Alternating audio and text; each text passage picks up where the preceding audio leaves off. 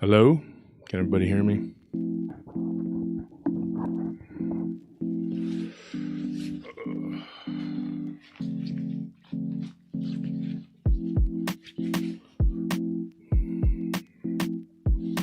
Waiting for the chat room to fill up a little bit.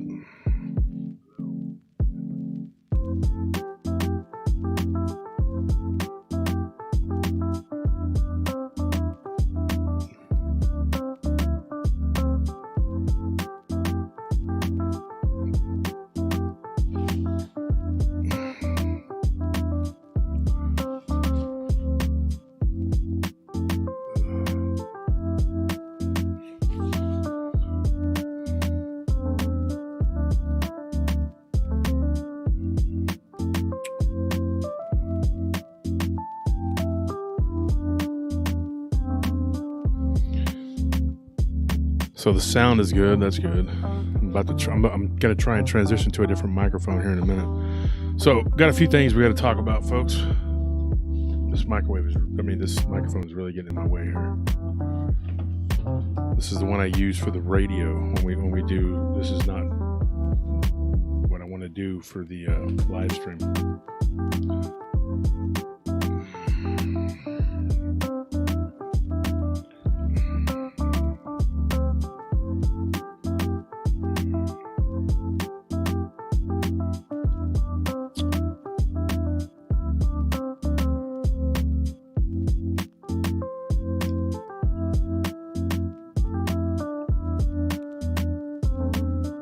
One second, folks.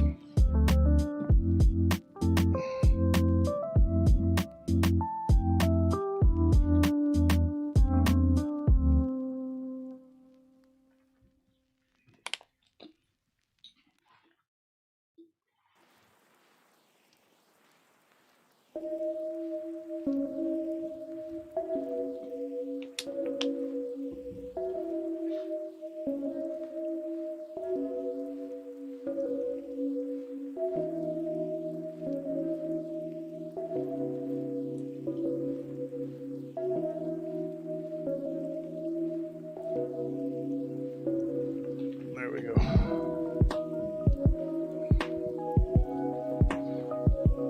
Need to adjust some things there.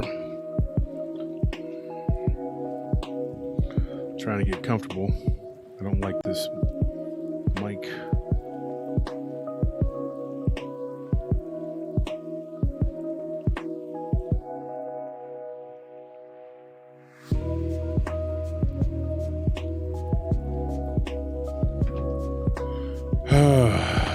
Everybody needs something.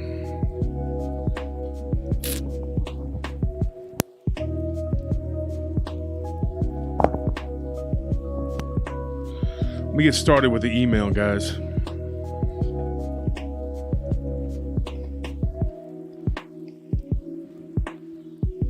PRT Podcast, Josh Turner at PRTpodcast.com, Josh Turner at PRTpodcast.com.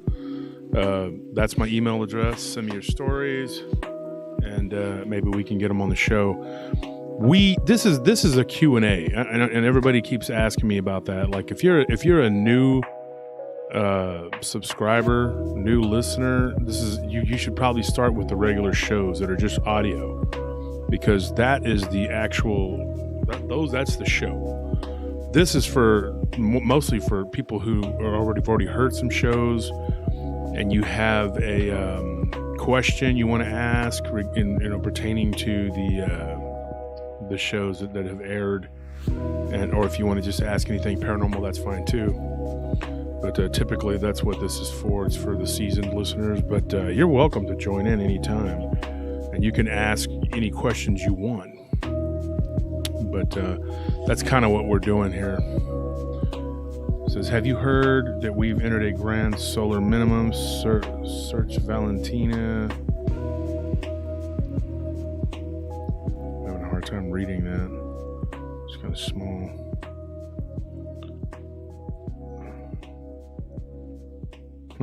Every GSM changes the political and geographical structure. Isabel Shelley, $5 donation. Thank you for that, by the way.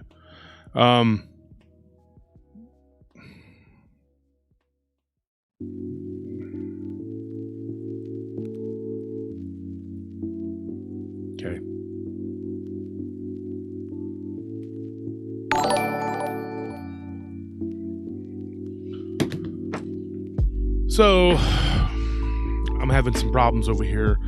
Can't really read the what's being said on the deal, and I can't. I'm just let me use my phone since that's what's going to have to happen.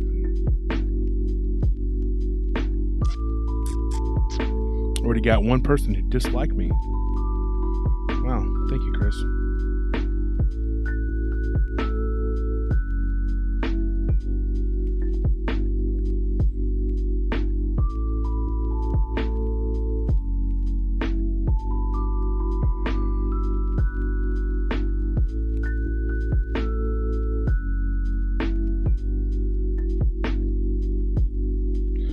No, and Valentina Zarkov, I have not heard that about the solar minimum. That's not something that I know about.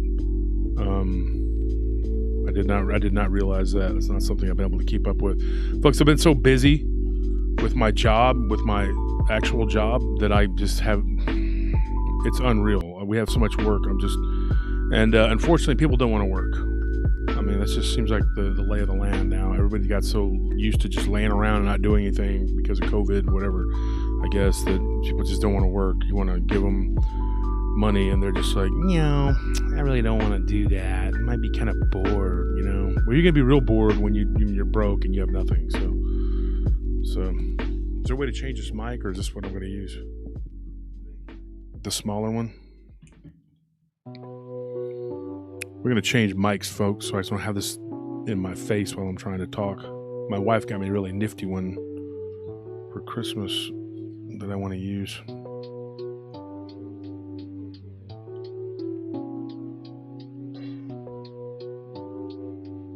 Can we undo this one?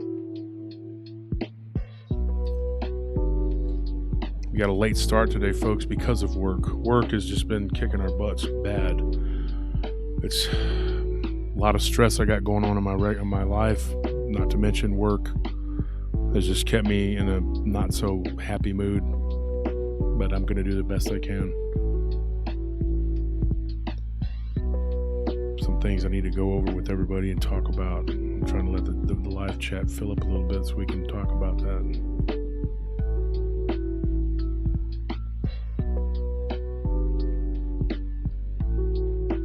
Use this one. So you can't unhook this microphone and just hook that one in. Yeah, the sound. All right, I'll just have to deal with it then, I guess.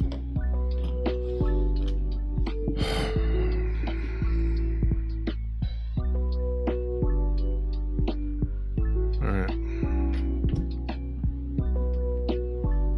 I can't read any of that, so I'm gonna have to use my phone. People praying for my mother. I appreciate your prayers for my mom. They did find a blood clot in her brain, and they were taking care of that, and she did go home. Under a normal circumstance, she wouldn't be going home. It's only because of COVID and all this other stuff. And then, it probably would have kept her longer. And I don't understand a lot of these things that are going on nowadays. But anyway, that's what's happening with that. So I can't. So I'm gonna try and read some of this to you, but the microphone's kind of getting in my way here. I got some things I wanted to talk about. We have a P.O. box now for folks who wanted to send me and Nelly and everybody from the show. You wanted to send things to us. We now have a P.O. box, and I'm going to lift that up right now. And I don't know if you can read that. See if I can get it over there. So that's showing up. It's 6001 West Palmer, Suite 370, PMB 131, Austin, Texas 78727. If anybody can read that, okay, I put it on a piece of notebook paper. It's all I had time to do. And I will be posting that on the Paranormal Round Table group. Okay? The Paranormal Round Table group. And I know a lot of you aren't in the Paranormal Round Table group. But if you aren't, I would strongly suggest you join. That way you can keep up with what's going on with Paranormal Roundtable. Also, like I said, we have the email. Everybody's been asking questions about the Goat Man contest. I'm stretching my back, folks. This is not in a comfortable position here.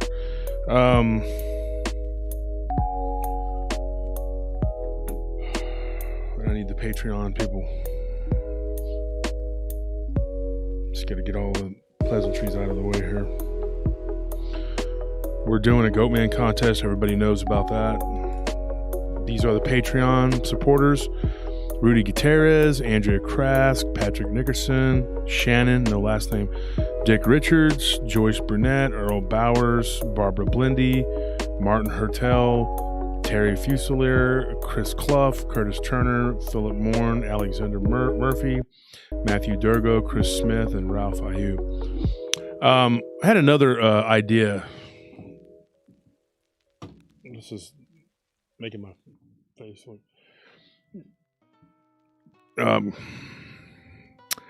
I had another idea for the Patreon.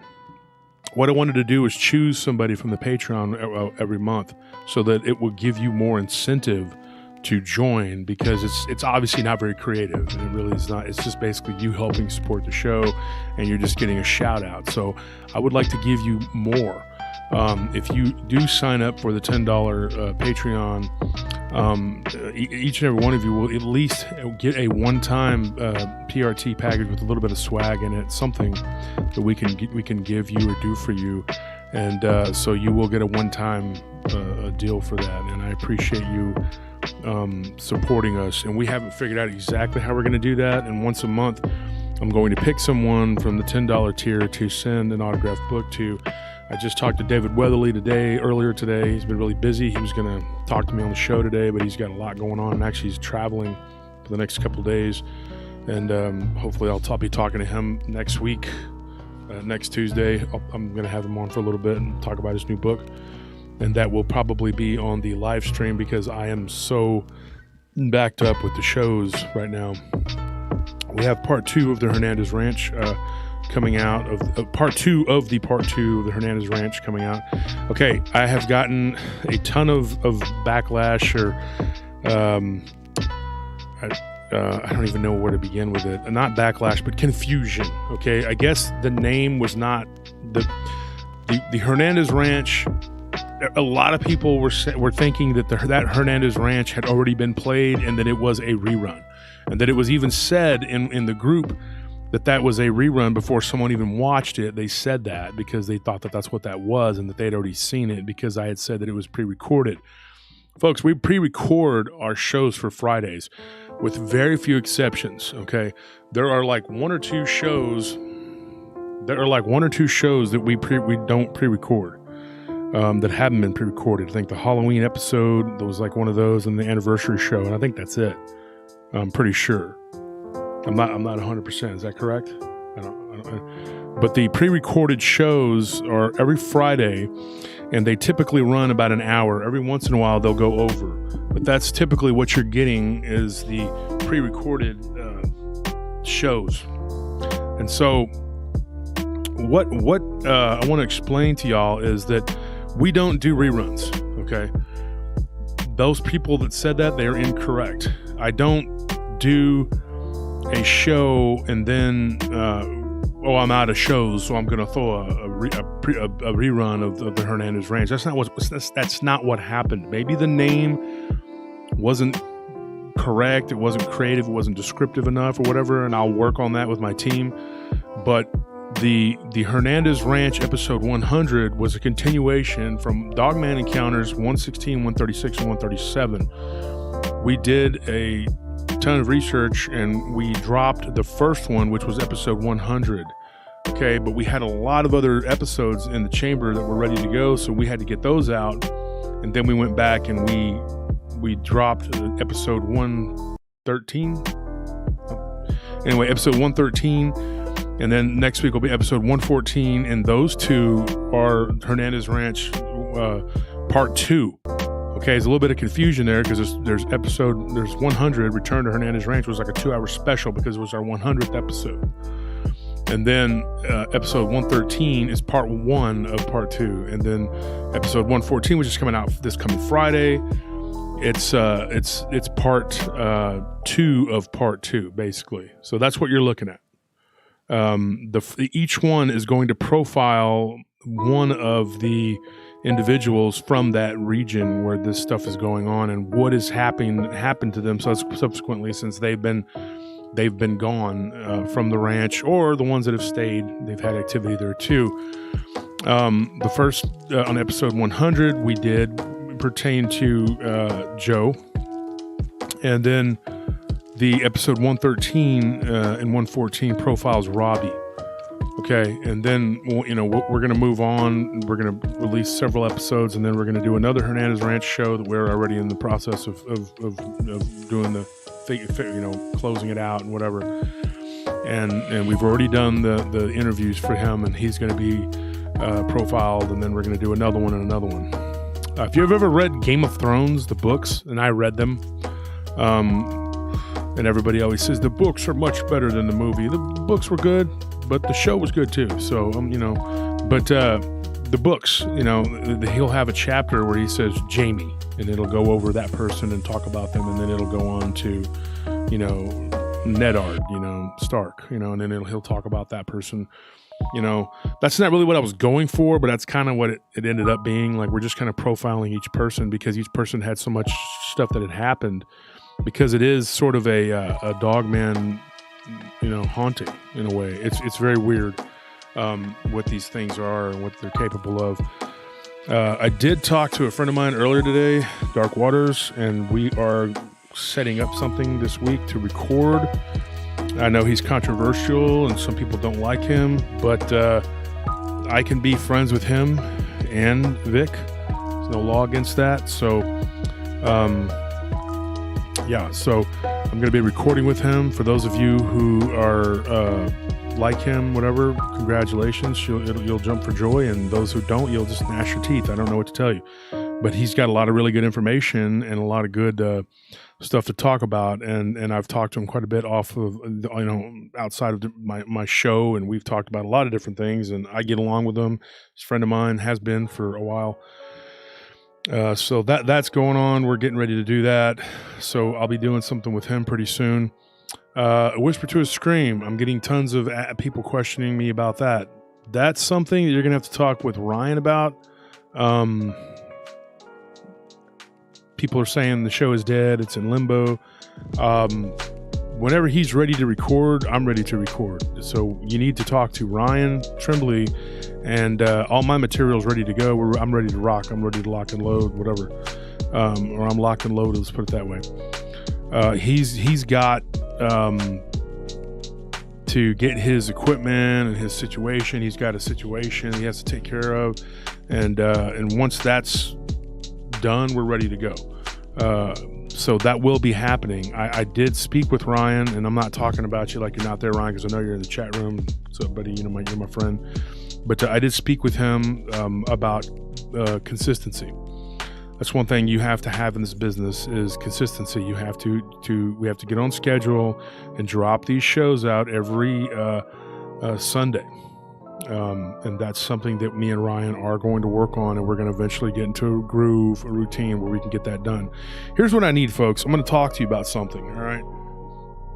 I'm having a hard time explaining all these things to people, so that's what these live chats are hopefully doing. Now, there's a lot of people, you don't listen to me on YouTube, and you kind of miss out on the 411. We get a lot of people who listen to us on Spotify. I mean, like a lot. We're probably like, what, 15,000 people or something? We got about 40,000 listeners all together. What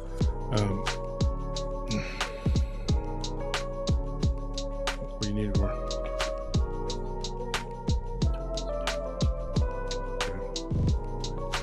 Okay, anyway, I need my notes. So, anyways, all told, we got a lot of listeners, and so that's better. And it's a little too bright. But anyways, we have a lot going on. Another thing I want to talk about, and just let me throw this out there real quick. Please don't send me a friend request on Facebook unless you tell me that you are a friend of the shows, okay? Because I am now going through and just deleting all the friend requests because you're not doing what I ask. I've asked repeatedly. I'm going to post this in the group too. I have no problem being your friend. Somebody said turn down the music. You turn it down? And people are asking you to turn it off. The music doesn't matter to me one way or the other. It wasn't my idea. So anyways, I've had a lot of people asking to be friends on Facebook. Having issues. This is not comfortable at all. Oh. So, got a lot of people asking to be friends on Facebook, but the problem is that they are not letting me know that they are friends of the show. They're just sending me a friend request, and then when I ask them, "Are you a friend?" they don't say anything, or they don't respond. So you're not checking your messenger, and then I get a message 2 months down the road. "Oh yeah, I'm a friend of the show. I listen to your show." Okay, well, sorry. I mean, I cleared out a 4,000 some odd people friends list, so that I could put people that were friends of the show on my friends list on Facebook, and now I get a bunch of friend requests, and you're not telling me anything. I don't know who you are. Okay, I don't know if you're friend or foe, and I say that because I have people. When you become mildly successful, you have a pack of people who are lazy people who aren't good at what they do, and so they are jealous, and they start messing with you, and they create sock accounts, and they try to get into your Facebook so they can mess with you. Okay, it says here, somebody says, "I read Spotify is ripping off small podcasters." I don't make a dime from it, so I can tell you that. I mean, it's not really doing me any good. Most people that I talk to, especially millennials, they're like, "Are you on Spotify?" And that's how they listen to me, and I don't make a dime off of it. So that's kind of frustrating. Isabel Shelley, $5 donation. Search Squatter Man and Sun Plasma Discharge. You should seriously find the time, my friend. We're going to see ancient cave art in the sky. Okay, that's cool. I'll check it out when I have time to comb my hair, which I barely do. But I will definitely try to check that out, Shelley. I give you that. I'll tell you when I get a chance to do it. I started trying to watch a documentary about feudal Japan today with Oda Nobunaga, if anybody knows who that is, from Netflix, which they actually put something on there that wasn't garbage. And I watched about an episode and a half and then fell asleep. So whenever I get the time and I can pass out watching a show. Been having some blood pressure issues too because just so much stress. One of the things that's causing me a lot of issues, and I'm going to explain this to you guys. We can do 2 to 3 hour a week live streams simply because we don't have to pay for this. Okay, I can sit here for 4 or 5 hours and I'm not charged for it. When we drop the shows for the regular shows on Friday, we get charged for that. We have to pay a company called Libsyn. All right, so whenever those shows drop, they put them on like 6 different platforms. And I am about to have to take on sponsors, and I'm talking like 3 or 4 major sponsors, so I can get something out of doing that, because that's just an expenditure that we're not recouping, and that's why we can't do more of the regular shows, and it takes up time. And if I had more time, I could probably get this done, but I don't. My job is just killing us with work right now, which is, it's good because everyone's pipes burst, okay, because of the cold, and the entire city of Austin and the surrounding communities are inundated with need for plumbers. Some people are a month out trying to get a plumber. And so in the meantime, people's water is shut off. It's off and on, whatever. And the fire department is forcing these apartment complexes and buildings to have a fire watch. What that entails is you have to have someone sit there and watch to make sure there's not a fire. And they charge them for that if they don't have a security guard to do it. Now, here's the thing.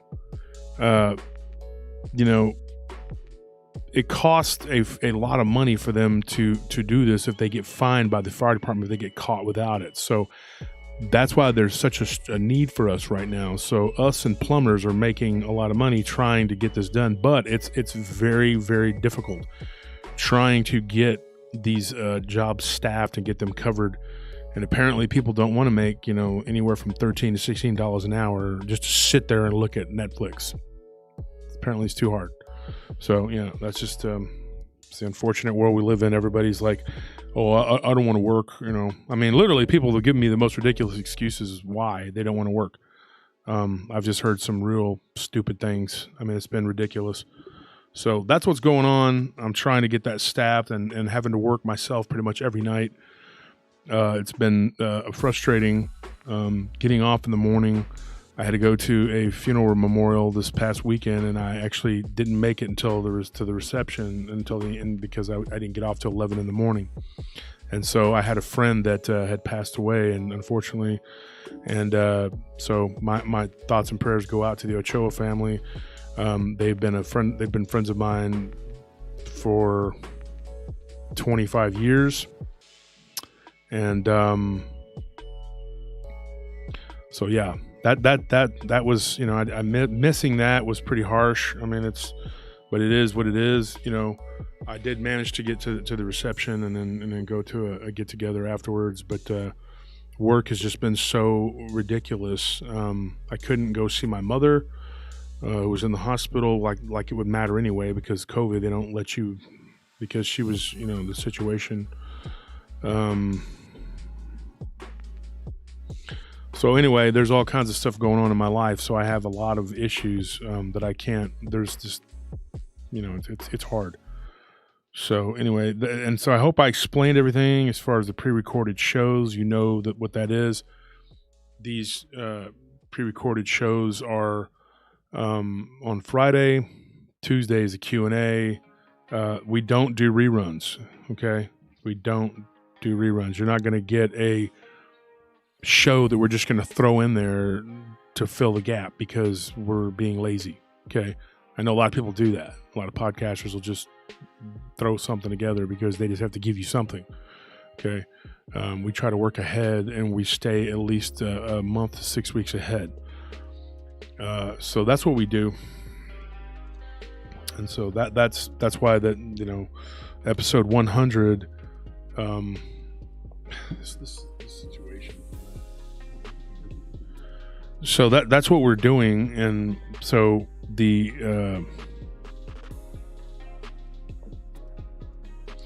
now we're going to get to the contest. So we had the contest, so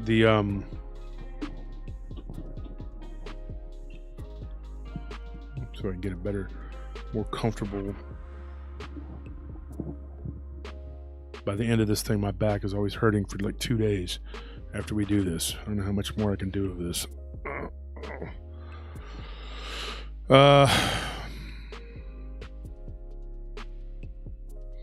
So anyways, we had a contest, and I want to get to that.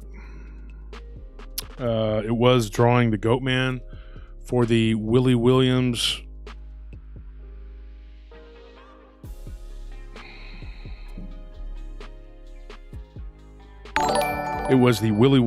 art contest, and we named it after my friend Willie because he was a really good artist. And so the submissions for February were in. Somebody says, how's your mother? In Dane, thank you for the $5 donation. My mom is doing better.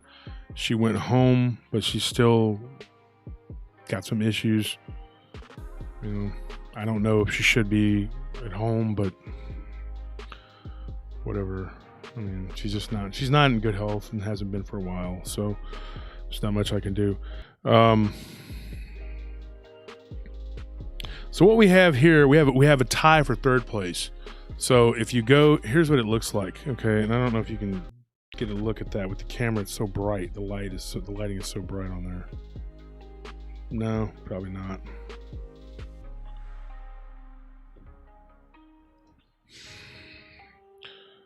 Maybe there you go.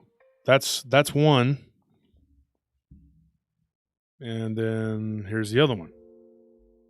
I don't know if you can see that. So that's in the Paranormal Roundtable group. Those two are tied for third. First place, and I don't know who these people are. Like once I get the submission from Messenger, I put it on my pictures, and I don't look at who it is that sent it to me, so I don't actually know who these people are, and that's the truth. Here is the one that's in first place. I don't know if you can see it because, like I said, the lighting is so bright.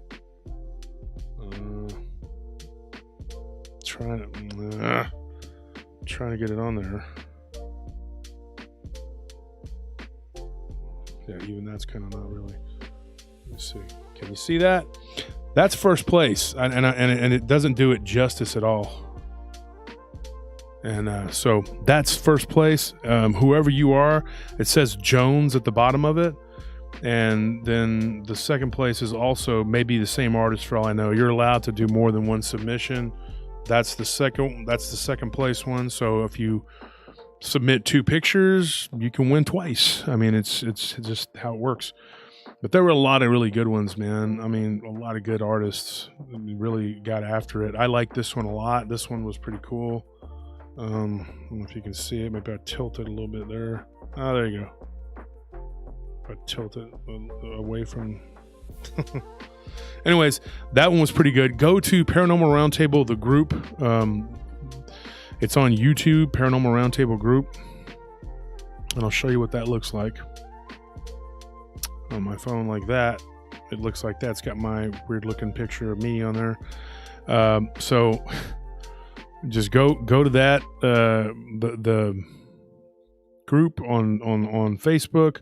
We're also, Ryan's group is A Whisper to a Scream, which I'm an admin of. And then we have Nellie's group, which is Paranormal Lounge. And we also have Paranormal Encounters. So just go to those groups and join up. Paranormal Lounge is Nellie's group. She's pretty active in that group.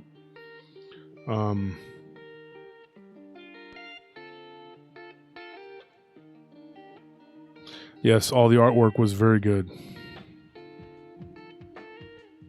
Let's see this real quick. Oh, you freaking kidding me.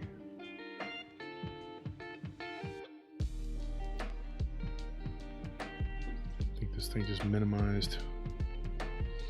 I just wanted it to go back up to the way it was.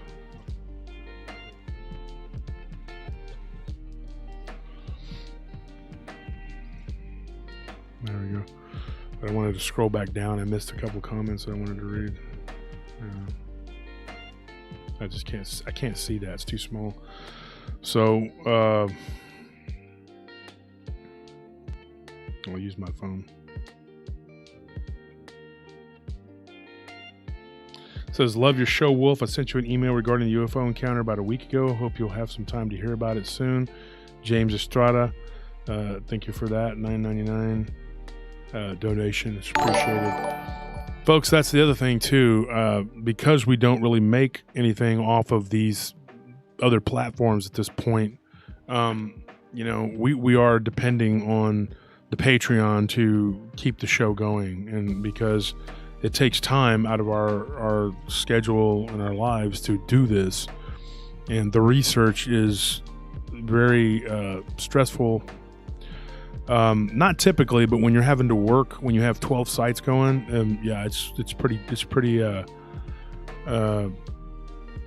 it's pretty stressful. So, we do need a little bit of help in the way of the Patreon. We need to get it going. That's why I said I'm going to try and get with everybody who joined the Patreon, so that I can send you something, just so you know that it's appreciated what you've done and what you're committing to help us. $10 a month. It's not a lot of money, but if you can do it, if I can get a lot of people on board to do that, then it will be enough to sustain us and keep us going and make it worth the while of all the hours and hours that I have to put into this show.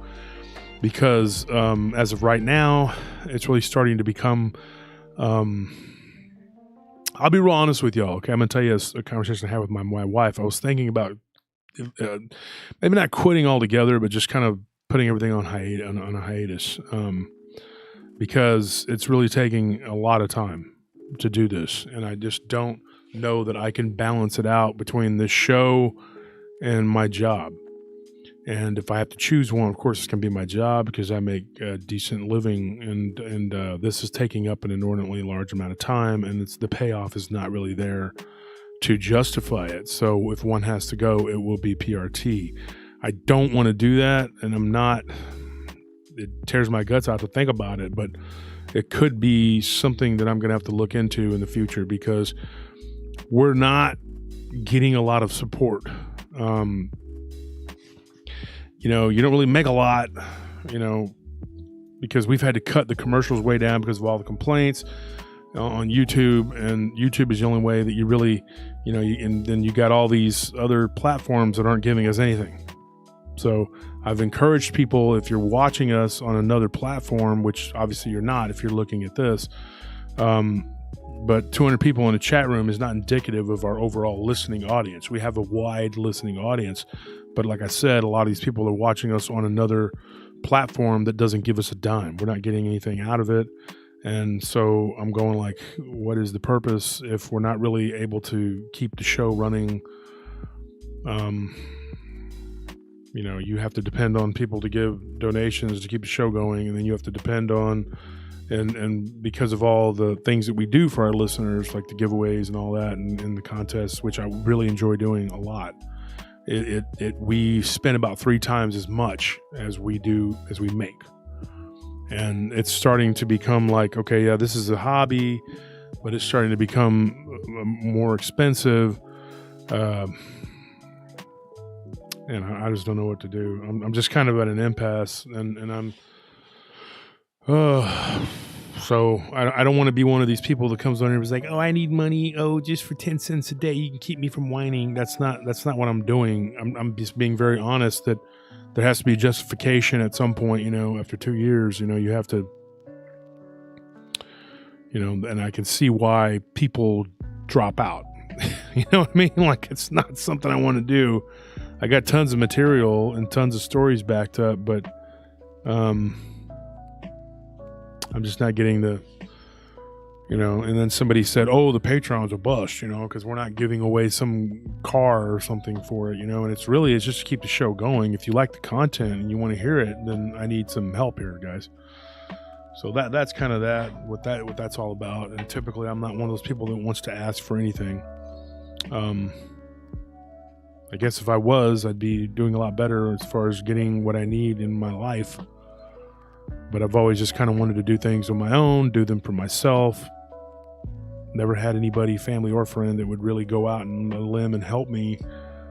And there's a lack of trust there. I mean, not because I did anything, but just because how people are in general. People don't want to do things for you and help you because they don't trust you. I mean, they don't, because they don't know if you're going to pay them back or give them whatever it is. And I get that. People are like, hey, why would I do this? Because I don't, and, but it just, I guess that's how it is with everybody in the world. They just don't really, they got to take care of theirs. And, the people that were put in place in my life to do that for me did not do that and have never done that. So, you're just kind of, you have to figure it out,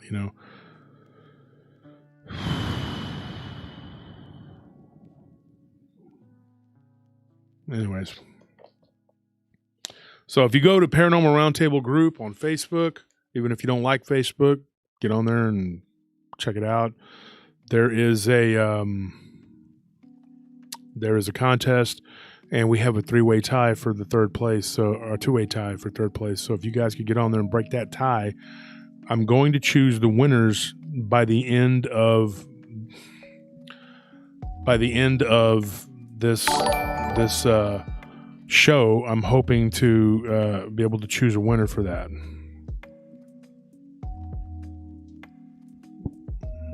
Grace Lilly says, many hours spent listening in the wee hours of the night. Listen to almost all of your podcasts. Rock on, Wolf and family. Loving late night storytelling. Thank you. And there's a lot of people who have sent me messages who tell me, hey, man, keep going. I really enjoy your show. I enjoy your content. I like, listen to you. You've helped me through some tough times, things like that. People who do that and tell me that's what keeps me going. Because when I start feeling like I want to drop out and I just want to quit and I just don't want the trouble, then that's what keeps me going. It's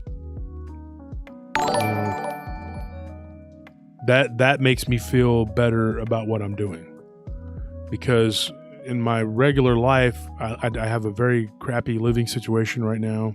I want to do more for my wife, but the land deals that we tried, we've had 4 of them already fall through, and there's so many people moving here that it's getting harder. It's getting hard to do what we need to do, and we all kind of feel defeated. And paid all this money for these plans, and I've got nothing to show for it, and I can't get the piece of property that we need, and it's been really hard. It's been a struggle. So and I just wish Nellie. She's been so patient and been so kind and generous and trying to be in an uncomfortable living situation, and she's done she's just. I couldn't ask for anything better. But anyway, Amy says, we want what's best for you, Josh. Thank you for that donation. And Jean, I can't read that. Jean Mahaffey, $5. Thank you for that. Titan, good to hear from you, bro. You're always a good guy. Josh, hang in there. We love your work. Prayers and for your mom. Thank you so much for that. And by the way, I can't come in to work. Neighbors insist I install a wireless fence for my dog, man. Blessings on you.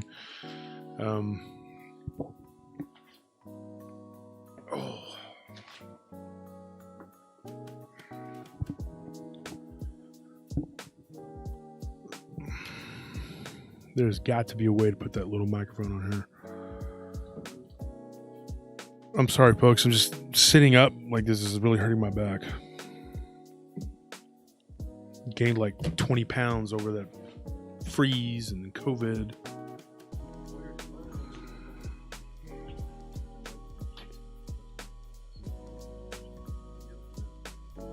Okay, give us a minute. We're going to try and change the microphone out so I can try to be a little more comfortable, folks. Click it off.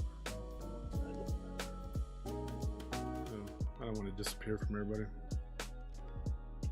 Oh, God, my back.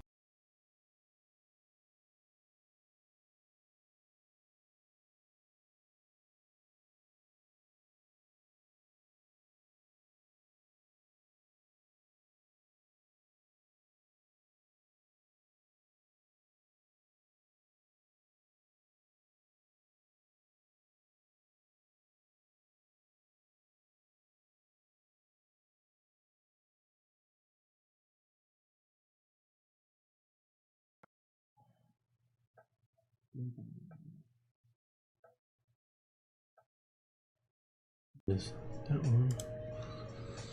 On the other one, put capture.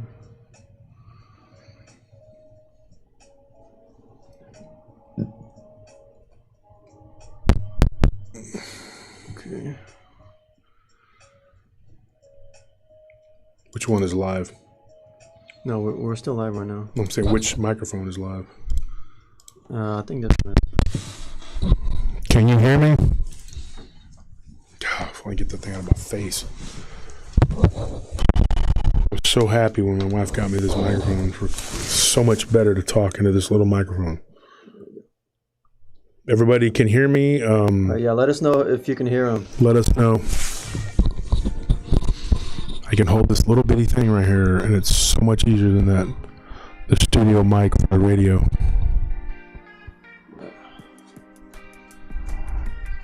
Once again, can anybody hear me?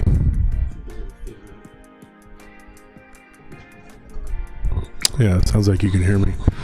So, much better, folks. Oh, got my back. Now I can lean back and just relax.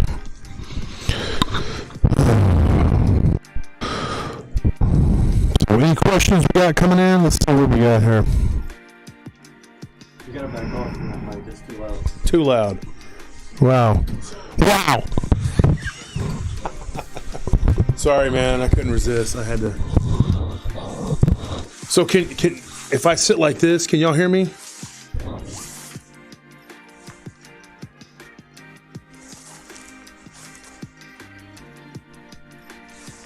Can you hear me?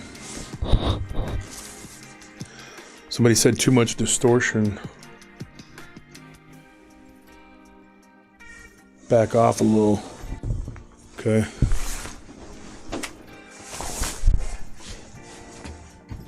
What about now? What about now?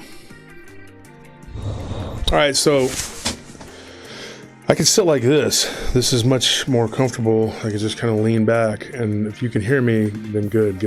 Looks like it says you can sit back. Yes. Thank goodness. Oh. I didn't want to have to lean into that other microphone. It was so not helping me. Brian Clough, thank you for your $3 donation.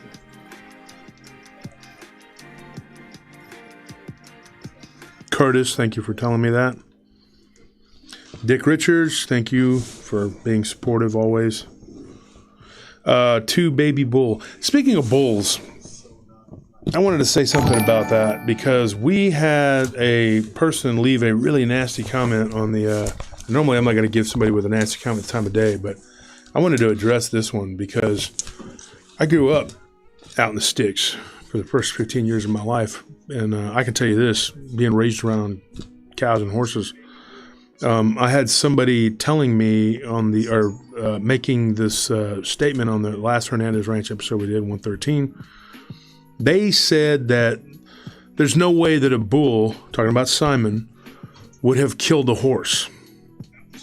That is absolute...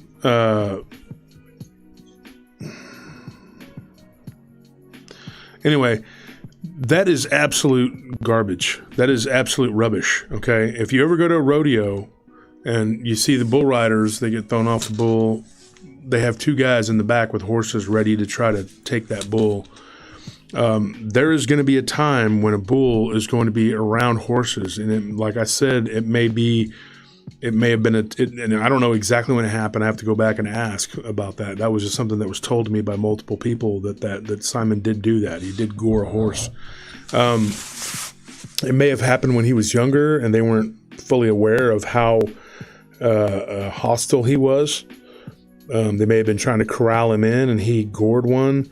And he was a huge animal, and he was a terrifying animal, and he killed other animals. So for someone to sit there and just argue back and forth that there's no way a horse would have been killed by a bull because they wouldn't be corralled together, well, no crap. They're not going to be corralled together. You're not going to put the horse in the same pen with the bull. But Simon was a big bull, and he could get out of his enclosure.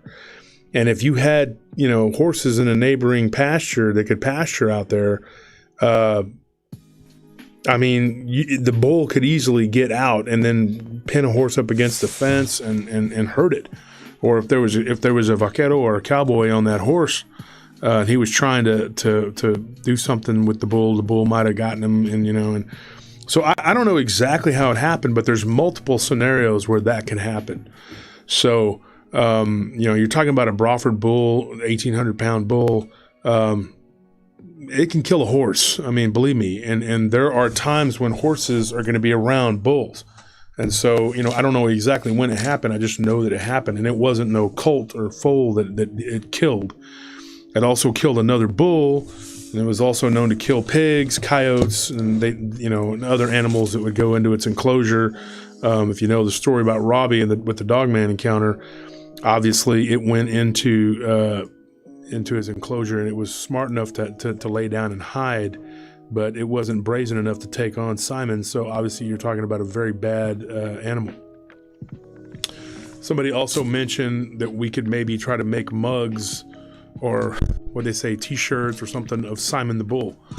Yeah, and I mean, if somebody's familiar with the whole Hernandez Ranch saga and what and knows all about that, then that would be something, that'd be something to look into. I will try and see if there's any pictures I can get of this bull so that I can use that and base to base the merchandise off of that.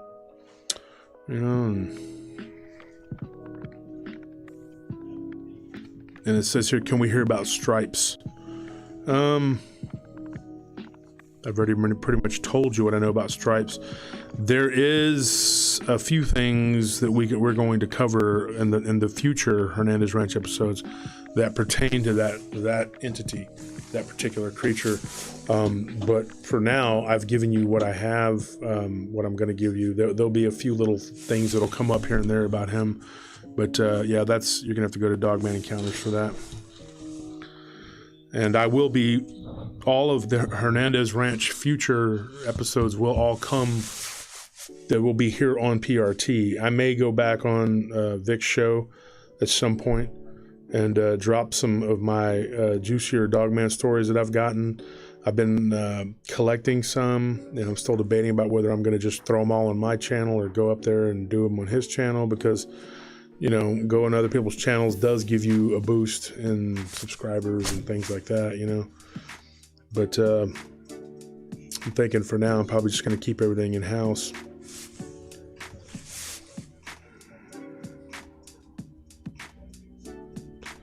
Somebody said, I'd buy a Simon t-shirt. That'd be pretty cool. I'd like to see a picture of him.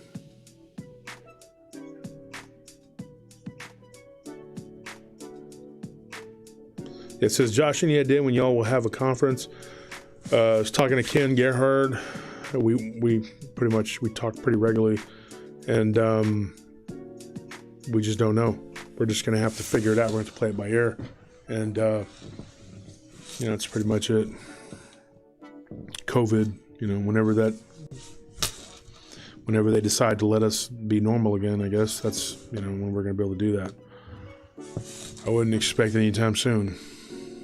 I know that they're supposed to be opening up Texas in another week, but I can tell you this. I know a lot of people who've gotten COVID in the last 6 months, but I don't know, but maybe one or two people that I've even heard of dying. I've only heard of like a couple people telling me that they know somebody who knows somebody type thing, but I have a cousin who's currently fighting it, and she's my dad's first cousin, and she's up in Plano, and Carolyn Bowers, bless you, she's a very sweet woman, and I hope she pulls through. She's getting better, but she's got it, and there's people that are fighting it, but it just seems like I don't know a whole lot, and she's over 70, but I don't know a lot of people who are passing away from it. I'm not saying it doesn't happen. Please don't take it that way, because there are people who've passed from it. I just don't know a lot here in Texas that are actually dying from it. I don't want to get it. I know a lot of people who have gotten it. One more time, I want to read that P.O. Box number out to you. Make sure y'all know the address you can send things to. 6001 West Palmer Lane, Suite 370, PMB 131, Austin, Texas 78727.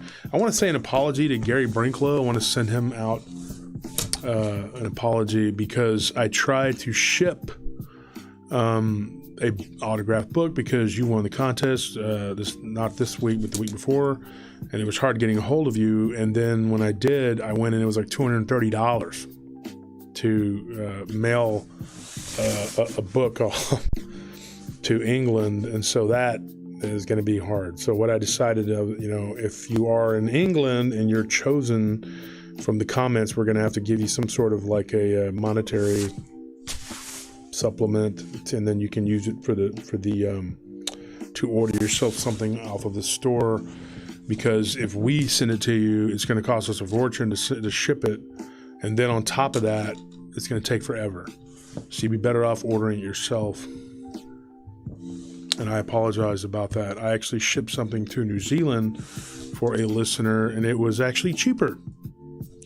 I shipped something to Australia. I shipped something to Hong Kong, and it was cheaper than going to Britain. Now, I don't know why Britain chooses to make things so hard on their people. I really don't. I don't understand how they're so strict on everything with their restrictions and everything. It's just they're overboard with. I mean, it's like why they're making it so expensive when you can send something to Germany cheaper, you can send something to France or Argentina cheaper, or but sending it to Britain for some reason is $1 million. I don't get that. Okay, I've never really understood it. I don't understand the English. Nothing against the English people. I'm just talking about their government. I don't understand them and why they do what they do to their people.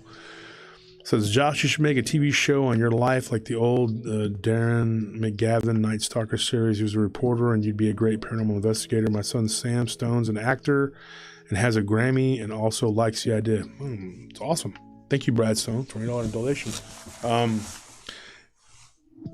Do I have a face for TV? Because I don't know. I don't know.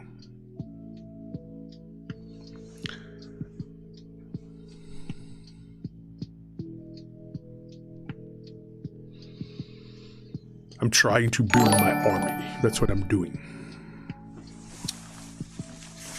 You will carry my battle standard into the heart of Europa. That's my true voice right there. Bet you didn't know that. This other voice, it's fake. I actually talk like this. It's terrifying to average mortals. That's why I don't use it. How would you like it if I did the whole show in that voice? You wouldn't. You'd be afraid. You'd be terrified. And then you'd be like, I don't like this guy. He talks crazy. Scary. Like some sort of intergalactic dictator. In fact, that's what I am. I'm just doing this show so that I can get enough listeners to eventually take over the Earth, and then we're going to branch out into the galaxy, and we're going to rule over. I actually only have 4 fingers, see? Okay, I got three fingers. Wish there was something special about me like that, but I guess not. Sing like Barry White? No, thank you. I am your father. There you go. That's all you get.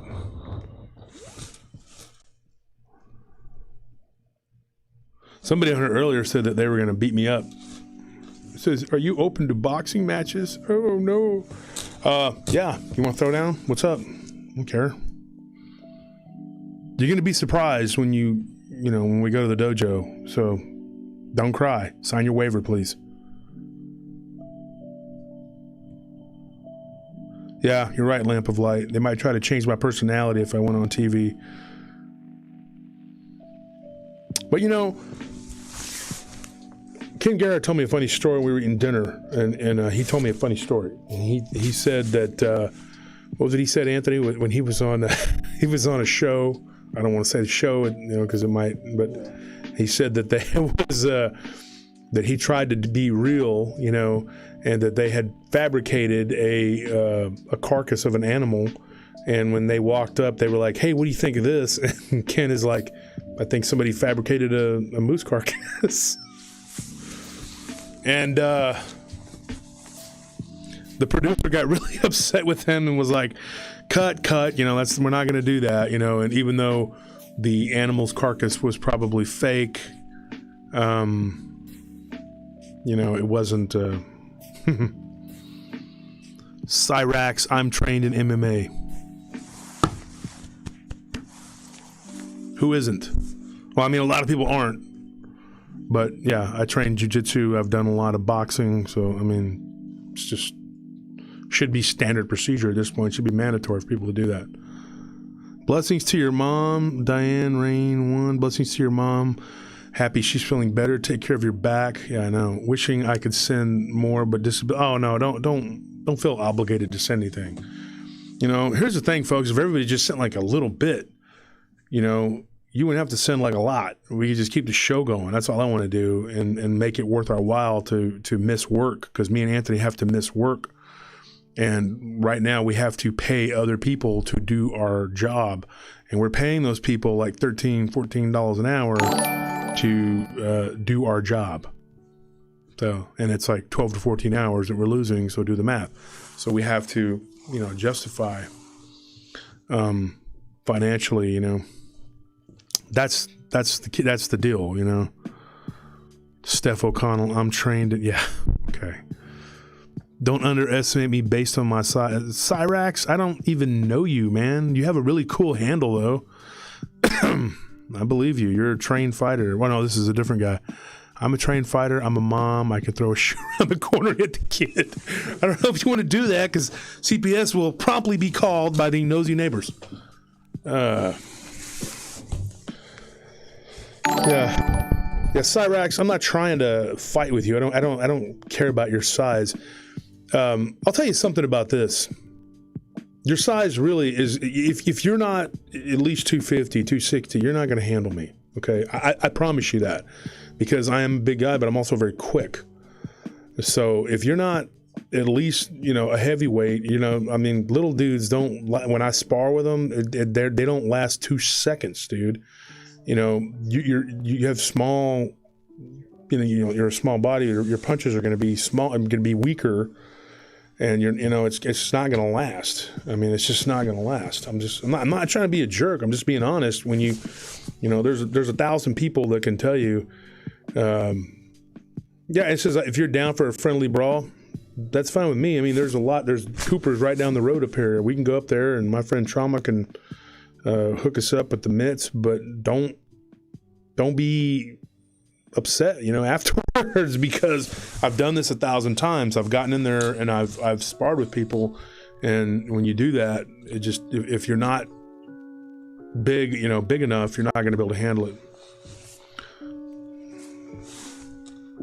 I've already announced the super chats. I missed one, huh? Eve Reyes, do you have any vampire stories? $10. Yes. And thank you for your donation. Yes, we are actually in the process of getting more. Actually, I'm going to say this. I have enough now to do a show, and then I got kind of dumped. I got a little dump of them. And so I'm still going through them because they were a group of people who claim to have been part of a cult, a vampire cult. And so they're giving us their whole, and we're trying to piece it all together, me and my team. And once we get it all laid out, then we're probably going to do one just based on the reports of these vampire type entities, and then we'll do one based on the cult. Another show, I'm going to I forgot I need to write this down. That's what my wife was like reminding me. There was another show idea that I had. I had a lady up in Washington that was part of a commune. And that was, you can turn the light on back on or whatever so I can see. She was part of a commune, and she claims, and then I at first I thought it was like, okay, this is just a person who's talking a bunch of mess, but then they introduced me to who they claim was their sister. Turns out it was actually just, they're really close, and they just call themselves sisters, but they were sisters in the commune. Back in the late 70s, early 80s, they belonged to a commune in Washington. And apparently they interacted with Sasquatch like every day. And their leader actually had them kind of worshiping them, it was weird. And she claims that it's crazy story. But anyway, I'm going to write that down before I forget, because I had it on my phone, but I'm going to put it in my notes here at the office. So anyway, there's a whole bunch of information I'm going through that. I'm reading up on that right now. Another thing I wanted to talk about too was people that have criticized my interview style. I'm going to tell you right now, first of all, I don't do interviews, I do discussions. And I bring somebody on to talk, and it's kind of like they're my co-host. And before we go on the air, I explain to them, look, I'm going to do a lot of talking. You're going to talk too, but I'm going to talk, and it's usually about 50-50. Anthony, did you want to say something about the algorithms of the Violente interviews? Because you said about the somebody complaining that that guy said, "Oh, what is this, the Josh Turner show?" Whatever. Oh yeah, someone that had left a comment saying that that Wolf did all the talking in the Nick Valente interviews, but I did the editing for the show, and they each have their own track, and on that track you can see their waveform, and like you can visually see who talks the most because you see their audio waveform, and it was like perfectly 50-50. So I don't know what people are talking about when they make comments like it was mostly Josh Turner talking and Nick Valente didn't even get to talk. Well, that's not true, because I mean I can prove it with a screenshot, so you might want to think before you speak. Yeah, and this person pretty much went ballistic on me in the comments in the first from the first episode. Didn't even bother to listen to the next 2 episodes, and they're like, "I'm done. What is this, the Josh Turner show?" A, yes it is, and B, that's not correct what you said. So, and they're like, "Oh, you just want to talk." Well, I have a lot of information, sir. I spend hours upon hours upon hours getting this information, so I can give it to you. Okay, so do you want me to do that, or do you want me to not do that? Okay, so if you don't like it, don't listen. Go somewhere else. Listen to one of these people who have secret agent man coming on, and somebody who's talking about, the whatever pack or whatever it's, go to their channels and listen to subpar make-believe, whatever, taking people's encounters and turning them into Star Trek episodes, whatever. Okay, or you can listen to what I have to tell you. All right. And by the way, Cyrax, I wasn't, I'm just giving you a complete and honest breakdown. Okay, I mean, if there's weight classes for a reason. I mean, I used to like Pride when there wasn't weight classes, but it really wasn't fair. You'd see little guys just getting the crap beat out of them because big dudes are as fast as they are, but like 5 times as strong. So, do you have any evil goblin stories? Yes, we do. Yes, we do. I just have not gotten around to it. I'm planning on doing a show with one of my brothers, maybe 2 of my brothers. They're going to come on, and we're going to talk about the little people. I don't want to call it infestation, but, we're going to explain to you how Austin is laid out and how the underground city is laid out underneath the Austin city.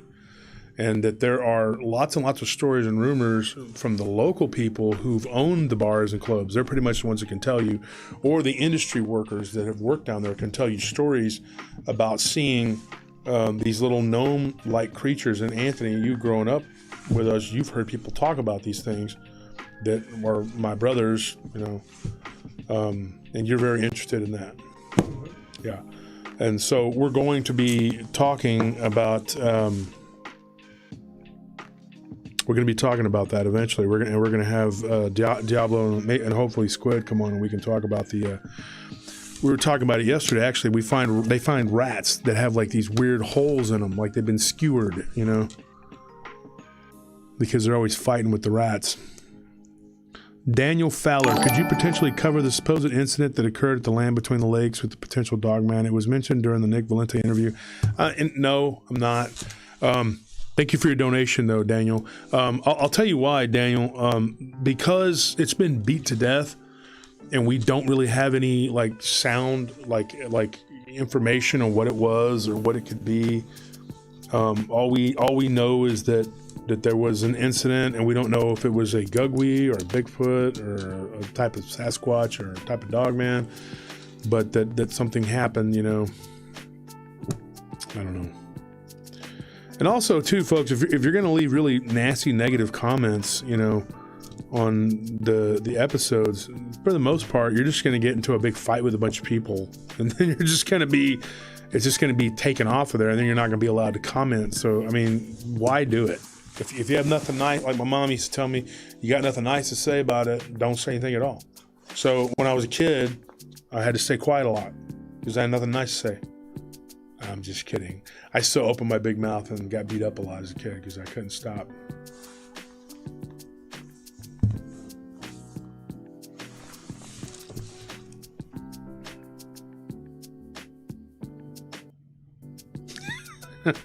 Diane Rain. It's a funny comment.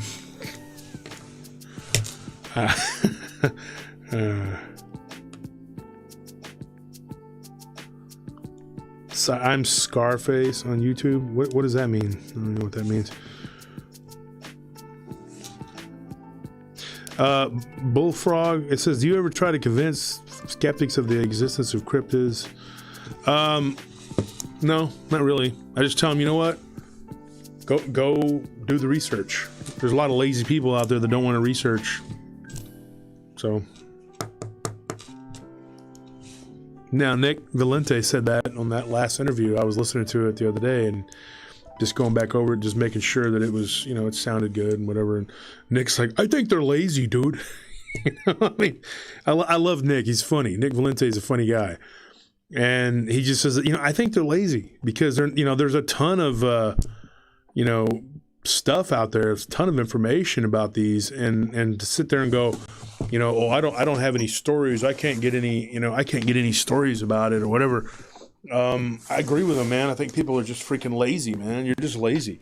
If you're telling me that you can't get people to talk about this stuff, or there's no stories out there, I think that's completely wrong. I mean, I think that you're just basically making excuses. I mean, you know, I don't know what to tell you. I mean, or you're just not liked. People don't like you enough to give you their stories or their information. You know, I mean, because there's a lot of it out there. You know, there's a bunch of stuff out there that oh.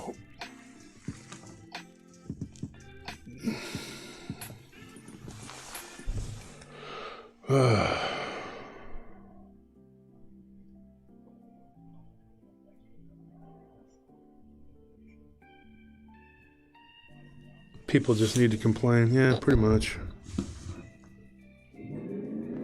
Remember, go to the Paranormal Round Table group. We need to soundproof those windows, man. Paranormal Round Table group, and vote. We got to break that tie. Let's take a look at it on the Goat Man.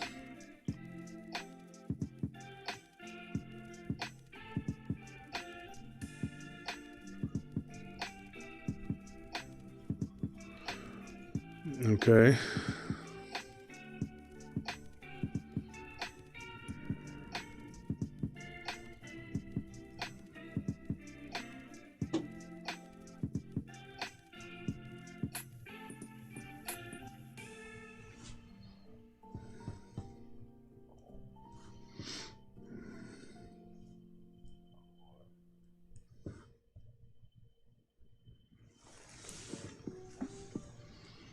Let's see what it looks like at this point. Now one picture has 92. Still tied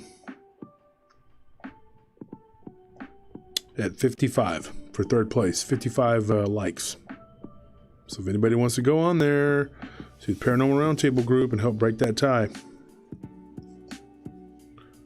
I know those two people in particular. Actually, I know those people.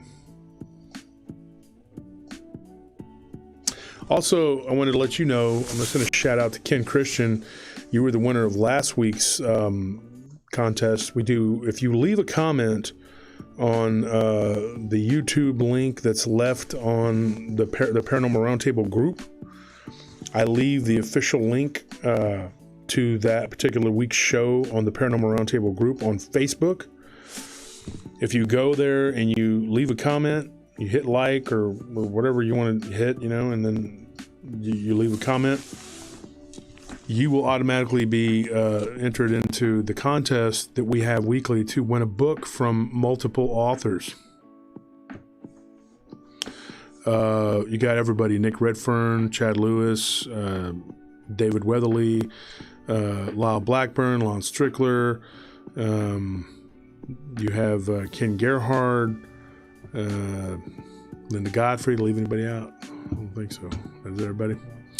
But those are the people whose books we have, and we keep re-upping all the time and getting new books from people. Like I said, I just spoke to Weatherly today to re-up on his.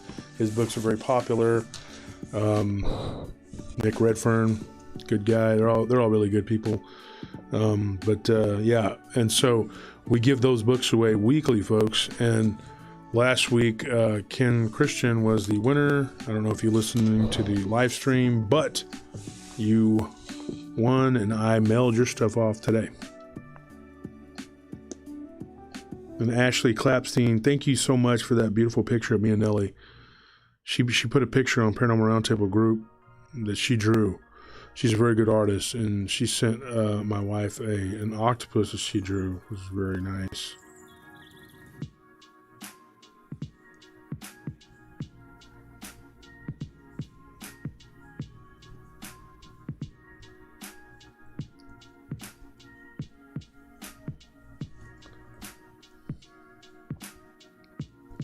Any questions? You want to pick them out?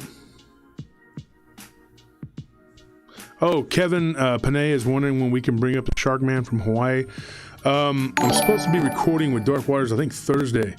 And hopefully sometime maybe this weekend, maybe we can record. Or I don't know, Melissa, if you can. You see the necklace, I'm wearing a different one. This is actually a different one. They're awesome, dude. This is what Kevin Panay and Melissa Panay make. They make these necklaces. They're very reasonably priced too, and I even got them to fit my big neck because I went and got an extension, and they're pretty tight. They're prehistoric shark teeth. It's pretty cool. Yeah, and on the super chat we got dumb question, but honestly, no dumb questions, sir, just dumb answers. Dumb question, but honestly asking, you have any stories of secret organizations or societies that hunt, search, fight these entities, vampire hunters? It's from Adventure Vic. Actually, you know what? Yeah. And that's one of the things we're talking about with this vampire cult, that they were actually getting out of it, partly because of some stuff that was going on. People were actually looking for them,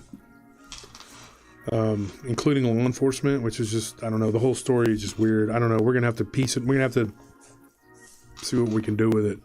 Says Josh needs to hear some Pantera music that will get him going. Song Walk comes to mind. Never been a big Pantera fan, even though they're from Texas, and a lot of my friends used to go to their concerts and stuff, and I even had a friend that knew a couple of the guys in the band. I just never been a big Pantera fan, but I mean, you know, it's whatever. I like heavy metal.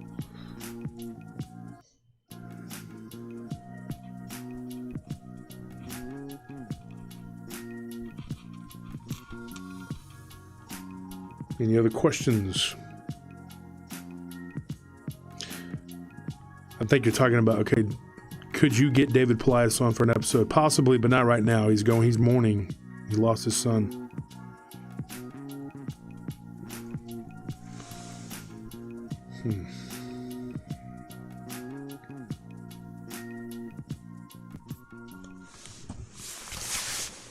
I think this thing just switched.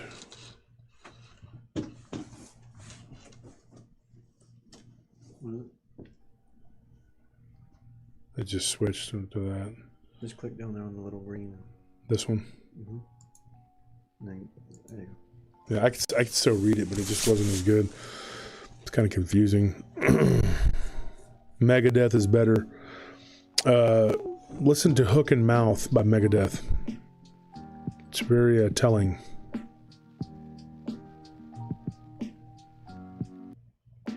Also, I put a link to it was an Imperial March. It was Vader's. It's called Anakin's Suffering. It's a really good song, and the way that they did it with the piano and everything, it all just came out pretty good. And I got it from my nephew, and I posted it on my Facebook page. If anybody wants to check that out, it's pretty cool. What about time slips? Yeah, I got some from a listener recently, from another one, and I already had 2 or 3, so I'm getting ready to put a show together for that. Don't know when that's going to air. I'm so backed up. But yeah, time slips are weird. People reporting things like waking up in another reality that seems more real than this reality. It's pretty crazy. What percentage of people missing every year do you think are caused by cryptids? I have no idea. I mean, are reptilians cryptids? I mean, are extraterrestrial, ultra-terrestrial, are they cryptids? I mean, would you call them cryptids? Because I think that there are things like that going on.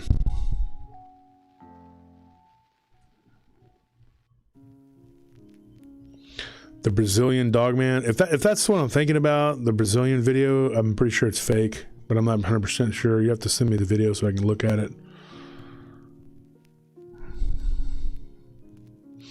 Says, did you write off of doing a full Mandela Effect episode, or is that in the works? I've had two different people who, that I have talked to about doing a Mandela Effect, and they've both kind of flaked out.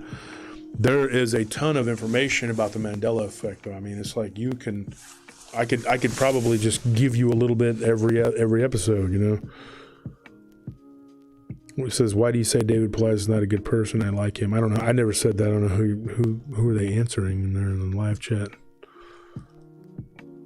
I know there's some people that actually don't like him. I don't know why. I don't have a problem with him. I've heard that before, but I don't know. I know that the guy lost his son, so you know he's in mourning. So it's not somebody I'm going to be pestering anytime soon to come on my show.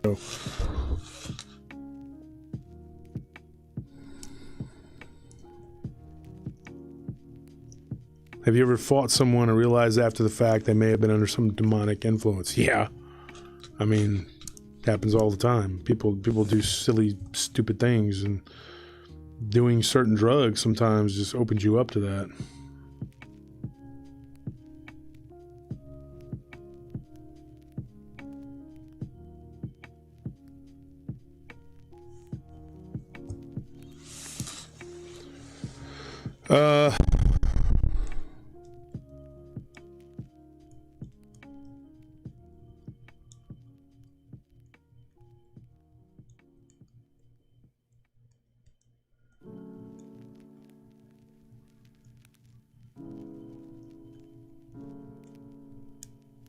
Drugs are good? Not necessarily.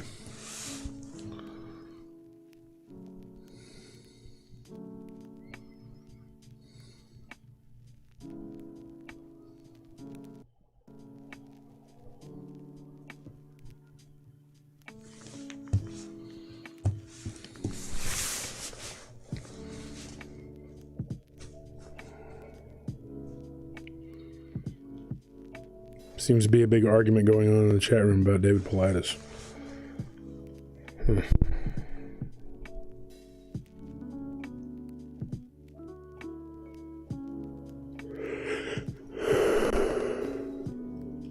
What happened with Stripes? That's episode 136, Dogman Encounters.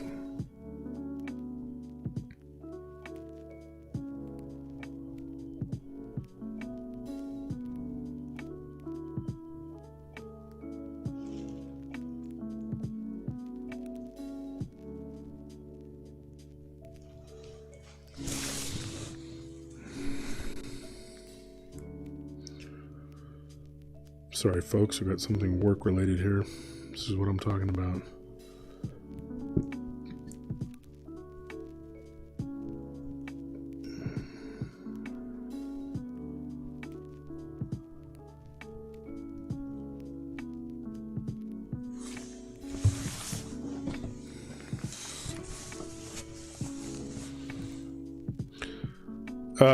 Would you mind, what did it say? Okay, I gotta find that comment. It says here,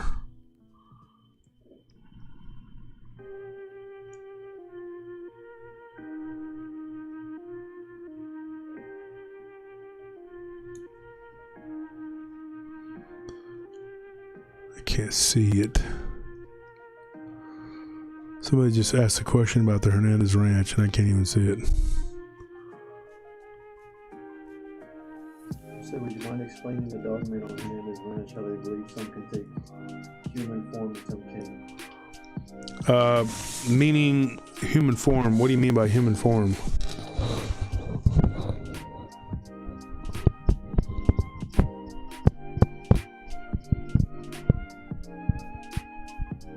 Some can take human form and some can't.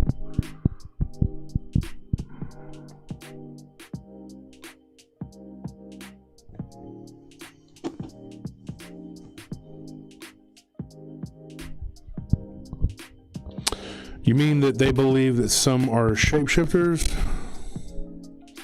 Because what's happening right now, from what I've seen, is that they're not all in full agreement on what these things are, what their capabilities are. You know, it seems to be kind of scattered, you know, depending on who you talk to, and what their experience is with them.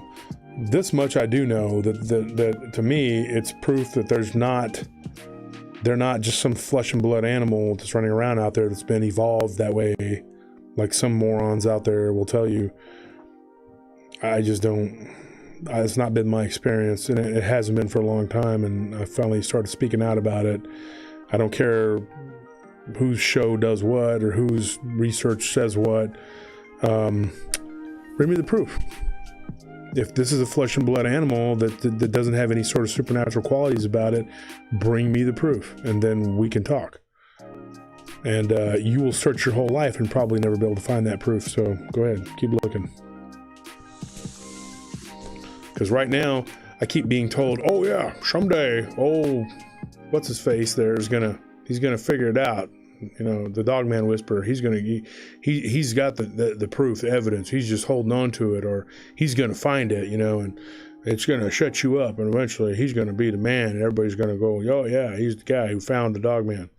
No, he's not, because it's not gonna happen. Okay, I just told you, I give my guarantee it's not gonna happen. So. It says, did evolution drop the Dogman outside of two portals? Exactly. I mean, you know, they want to try to figure everything out through their pseudoscience, but their science is incomplete. And that's not what we're dealing with. We're not dealing with something that can be explained through science. So, you know, keep trying, bud. You know, just keep on doing what you're doing. Basically being a liar. Go on, you know, people's shows, and you can talk about your evidence or whatever, but you have no proof. You never have, never will. You tell the Dogman, "Hey, go over there," and he sits down. Whatever, dude. So full of it. And, you know, I want to say that what you're doing is also dangerous, because you're drawing those energies from those cryptids, those creatures to you. You know, when you're going out there looking for these things and you don't really know what you're up against. I think to do it the way Nick and Jody and them do it is probably the best way, because they actually go out there fully prepared for anything that they could come across. Somebody was making a joke that they made fun of Nick Valente for saying that he even goes out there with salt. Salt has been a deterrent for supernatural entities for a long time. So when you look at that,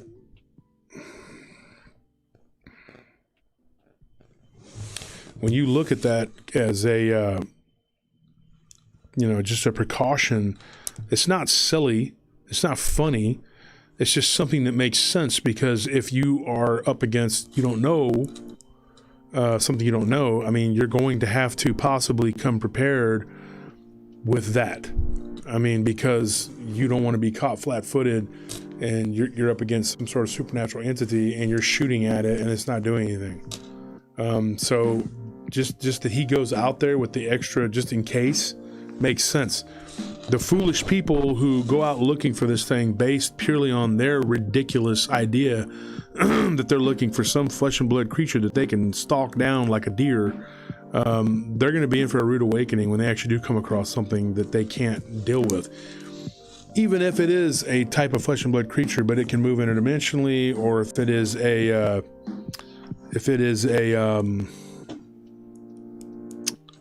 how do you say it? Like a creature with what I would call black science. It has the ability to do things we can't.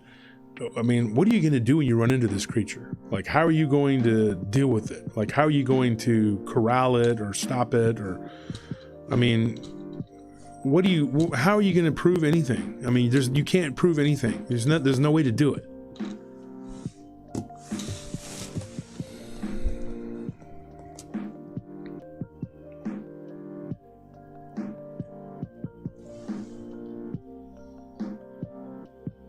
Can't read your name, but it says, I use salt around my doorways when bothered by shadow people in prayer. Yes,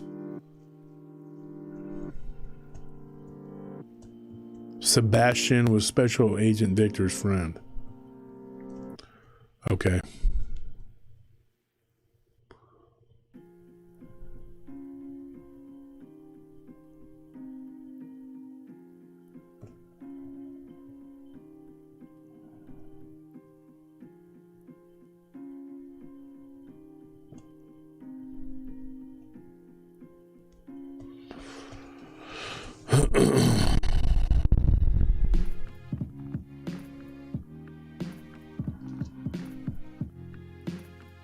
Salt and holy water.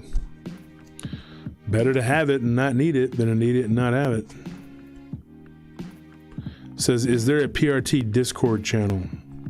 No. It was another Hernandez Ranch episode. I can't, these are going so fast I can't. I don't know how to get these to...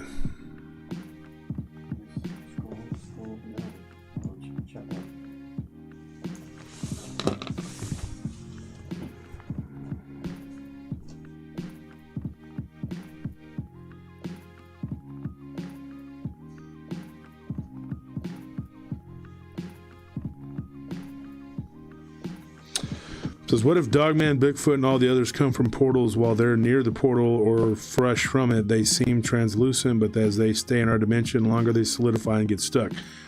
It's possible. I mean, if you know, J.C. Johnson had a lot of ideas about how they became the way that they were. And somebody just said, are you familiar with J.C. Johnson? Yes. And then Linda Godfrey seems to believe the same thing. I mean...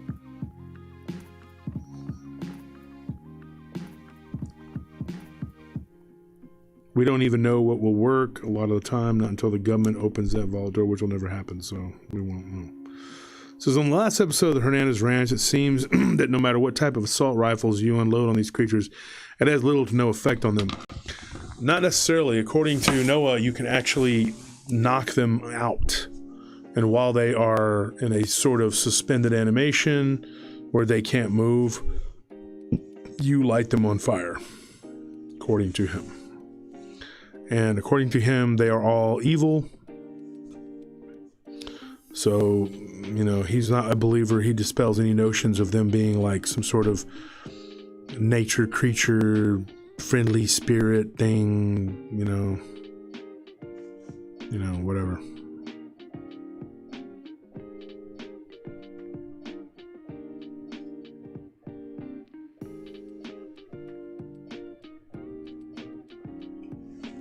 I guess my thing is, give me a reason. You can turn that back off. Give me a reason why you believe that these things are completely flesh and blood. Why do you believe that there are not they can't be a spiritual manifestation of a physical creature?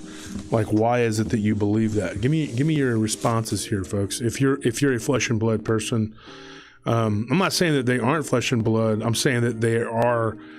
I don't know that they are flesh and blood, but I do know that there are non-flesh and blood ones. Like 100% know that there are non-flesh and blood, but I don't know if there are actual ones that are just flesh and blood. So that's not saying that there aren't, that I don't, it's just that I don't know if that's true. And no one does. There is no one on this earth right now that is coming forward that can tell us this. There's BS artists up in Wisconsin that's telling people that, and all these groups. And I'm telling you right now, he's to be avoided like the plague. The guy is so unhinged. But most people, other than him and his sycophants, are not in his little cult. You know, they're not saying that they're flesh and blood because they have no proof. Because how can you go around saying that something is when there's no proof? I mean, there's absolutely no proof of them being flesh and blood. Nothing.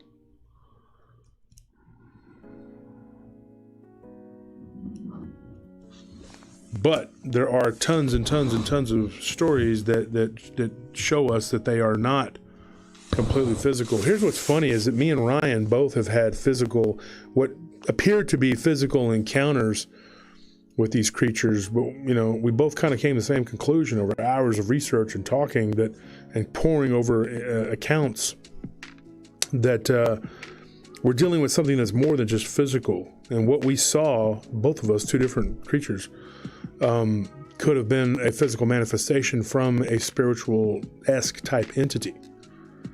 I don't know. I mean, I don't know what to make of that. I can't tell you that we're dealing with a flesh and blood creature or a spiritual creature. I'm leaning towards a spiritual creature that can manifest itself as physical. That's the best I could come up with. Somebody says they bleed. Not all the time. Sometimes they do. It's just a very, it's just a very hard thing. I mean, it's a hard thing to come to that conclusion. And we'll talk more this coming Friday. Check out the Paranormal Round Table Return, or the Hernandez Ranch Revisited. I know the name got a little confusing, but people were talking about that. They thought that it was a rerun. It was not. Believe me, assure me. I assure you, I don't put out reruns. It's not going to happen. If somebody's putting out reruns, and somebody's messing with my channel. Okay, don't believe the hype.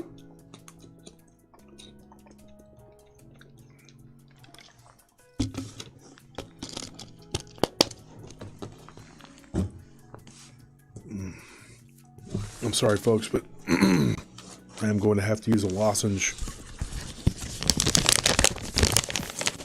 Oh, one left. Oh my gosh.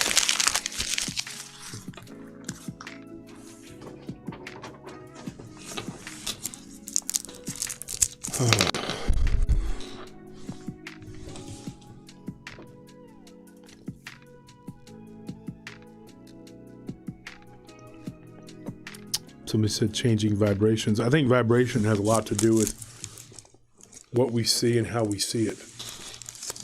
I really do. I think that some people, like Nick Valente had said, some people see things that others can't. You know, they see them on a different vibration, and, you know, some people don't.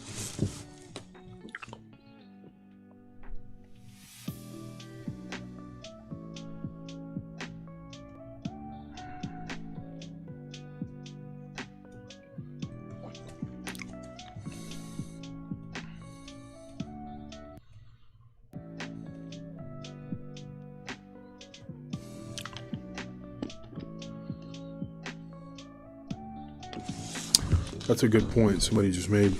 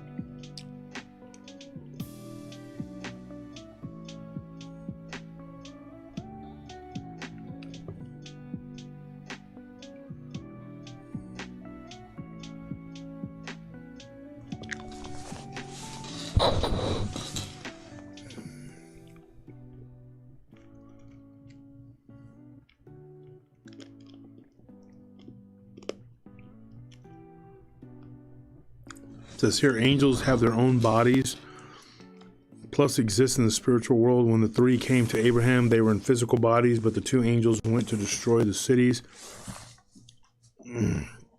They were spiritual.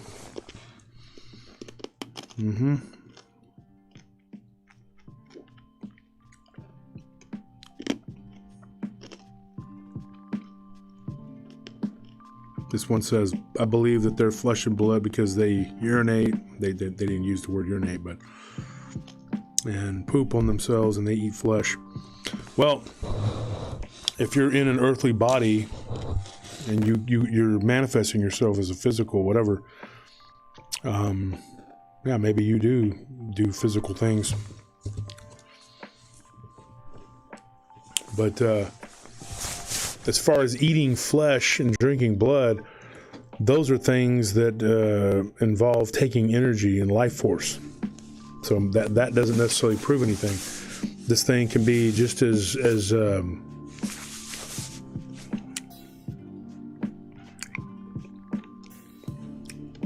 they could just take people's blood because it's, you know, it's life force.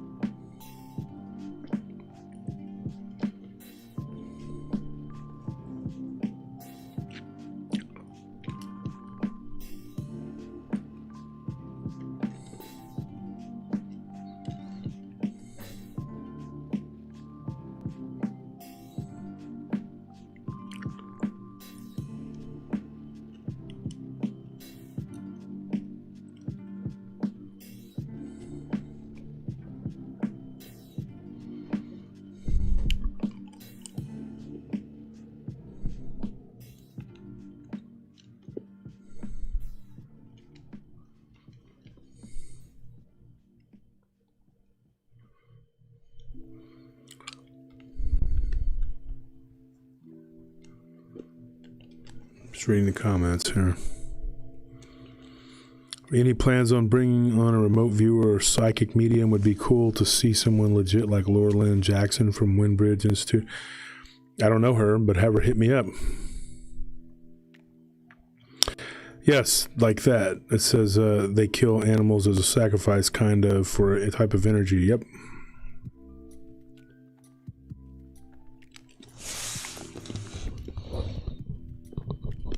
And if they kill rakes, that doesn't mean anything. Me and Nick Valente talked about that too.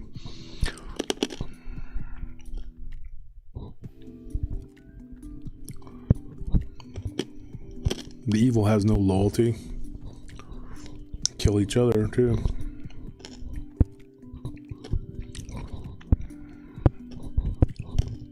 Just like gangs kill each other. They're all evil. Doesn't matter.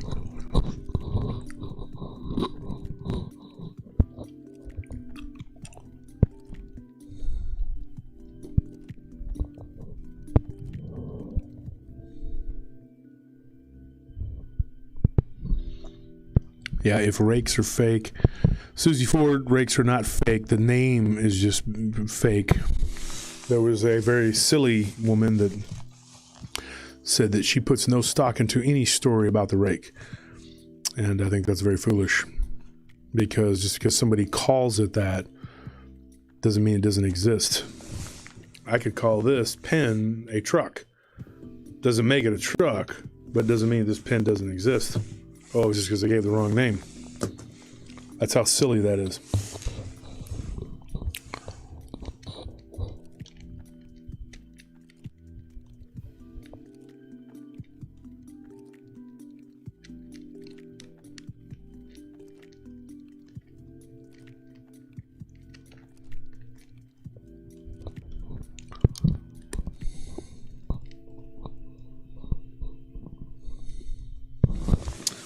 Let's see if anybody's broken the tie yet.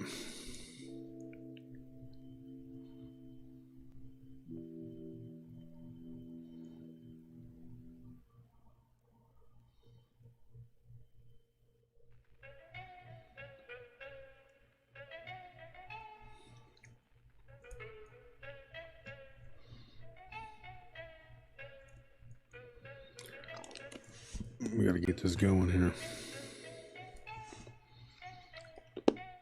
Gotta get a winner.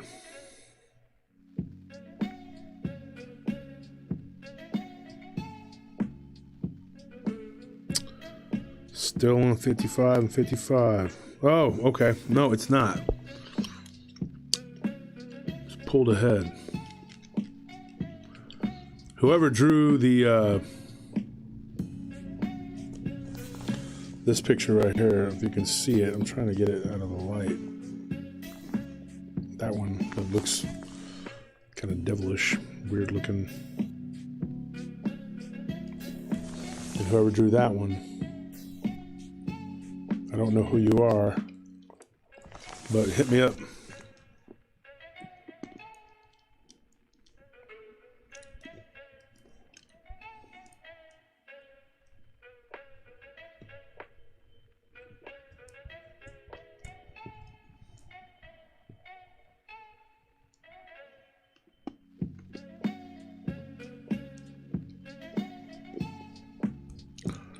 Says, can you tell us a story about the dealers who had the dogman as a pet? Eventually, yeah.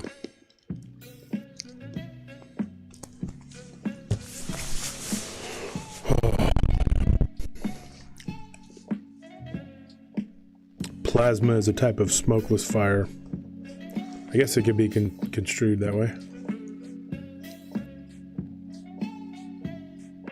No, I have not seen that video of a ghoul who was outside a guy's back door. I think a ghoul is a good name for a rake.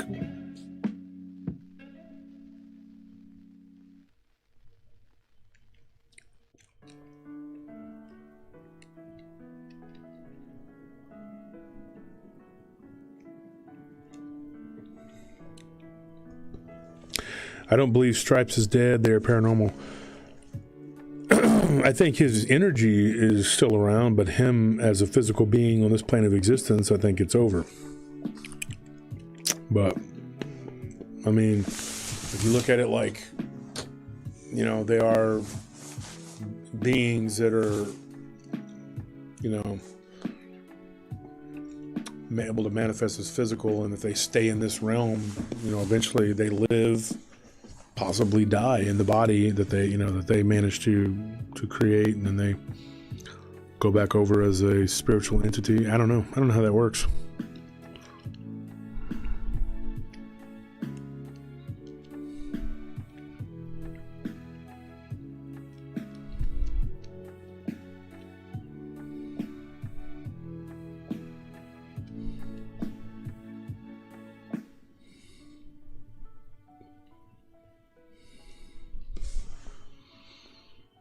Yeah, Jag, whatever your number is, let's quit with the nasty comments, dude, or you're gonna be kicked out permanently. Not playing.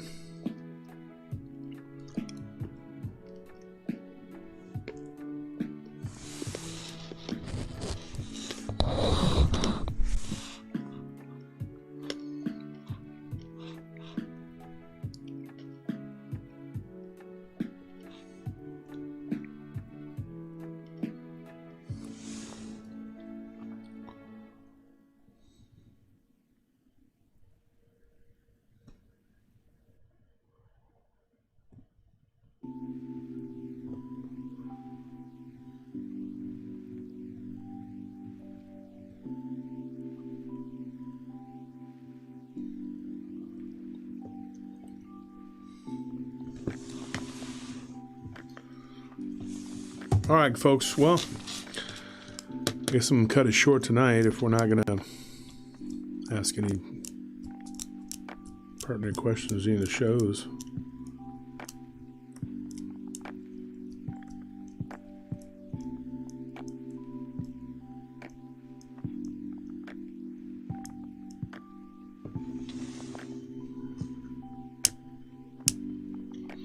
Have you heard of the hyena caste of blacksmiths in Africa? I don't know if they're blacksmiths, but...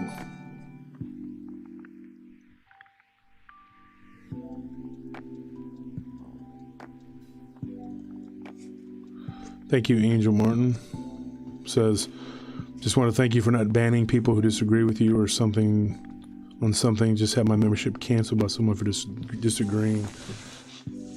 I'm not going to ban you for disagreeing. It's not going to happen. But if you make comments on here and you say profane things, I will have to kick you out. I mean, that's just because we're on YouTube and that's just how it goes. So please don't do that. Don't make me do that. Are you ever going to write a book? Yeah, if I have time. Is there a lot of cult activity? Is it? Yeah, there's a lot of cult activity everywhere.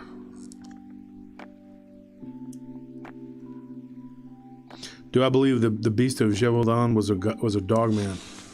Possibly. It was some sort of supernatural creature.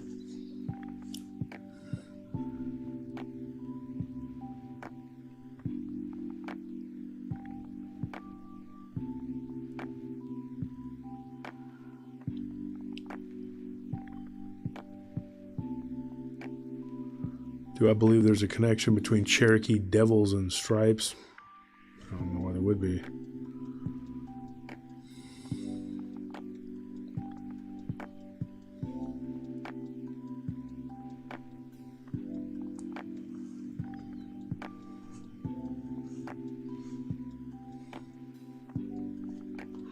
We've done Little People shows. We're going to do some again, though.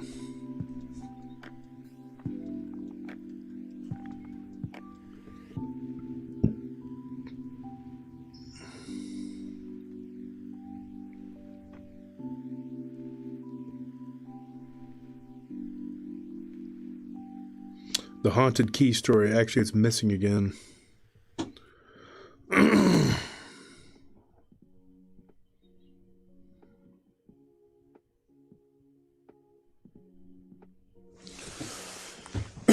The dire wolf actually was not a wolf at all. I just sent an article out in Paranormal Round Table about a month, 6 weeks ago maybe, about how it's actually a type of prehistoric dog. It just was built like a wolf.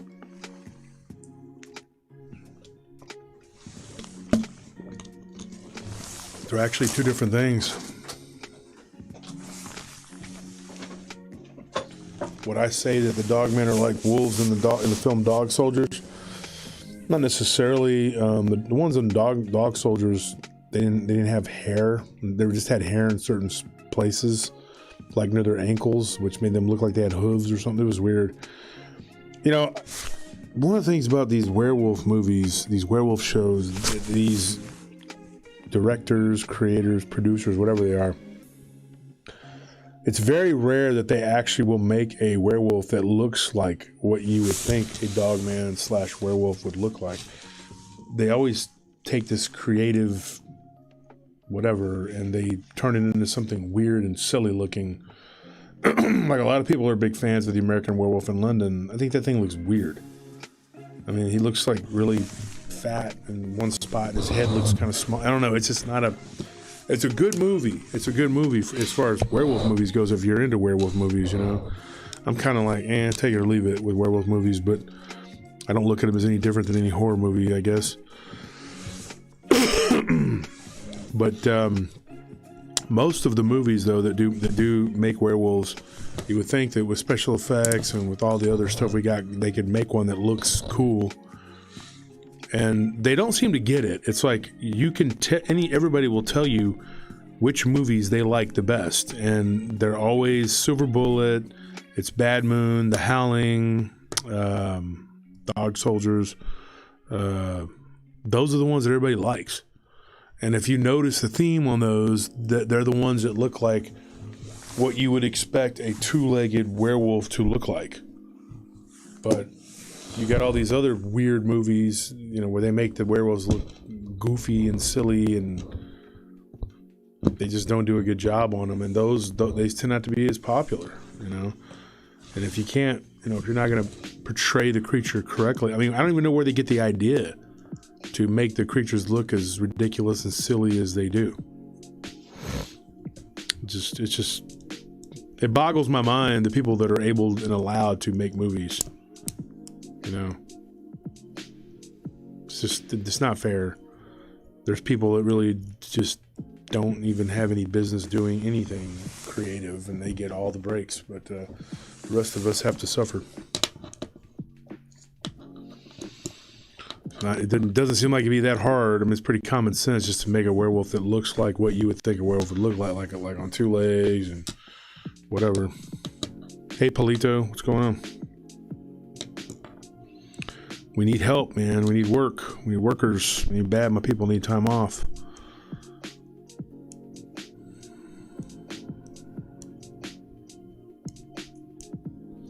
The werewolves on Underworld, they looked cool. On Rise of the Lycans, I remember that movie.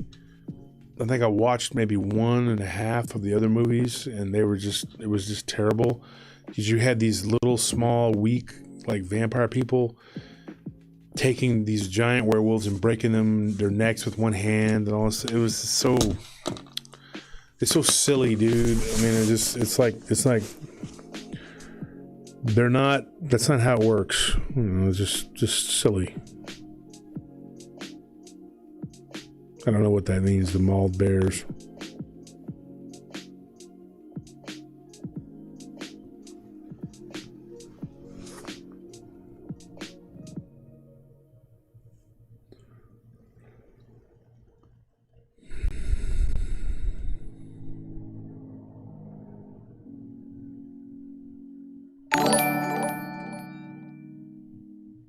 Thank you for that donation, Louis.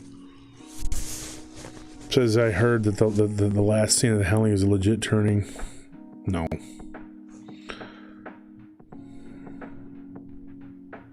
Josh gets hung up on unrealistic fight scenes.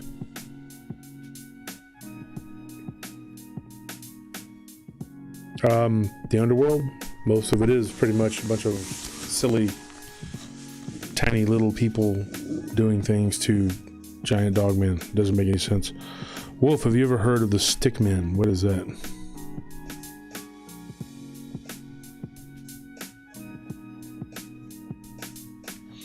Says you talked about this a few months ago. Hello, Josh. Can you please tell us about the bears turning up mauled in the Rocky Mountains, supposedly to be caused by dogmen? You talked about this a few months ago.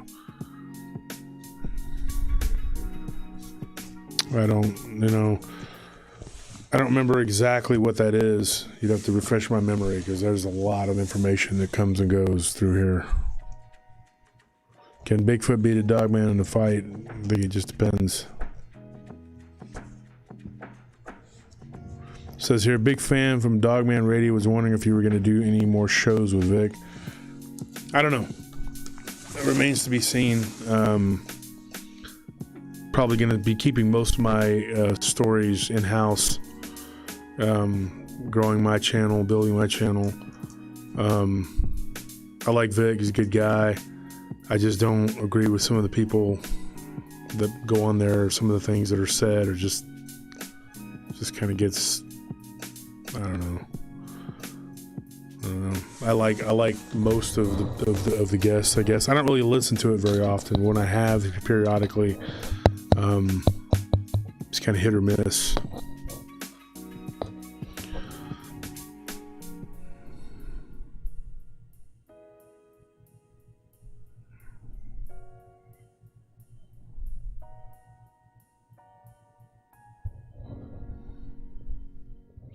Deer Man has to be talked about. Why is that?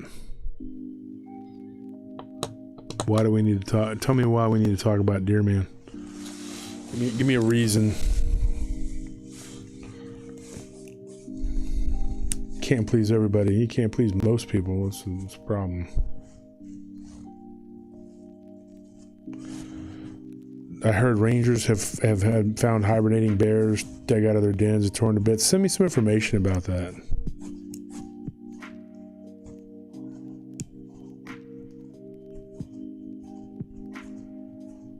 Somebody says, I was in Austin, Texas a couple weeks ago, did not realize how woodsy it is.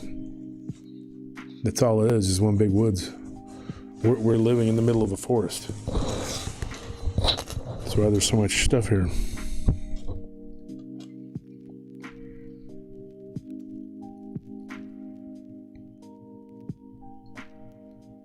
It says, I have an old Ouija board at my house. My mother-in-law's, when she was a kid, it's in the closet. Never touch it, but I want to get it out of the house. Can I just throw it away?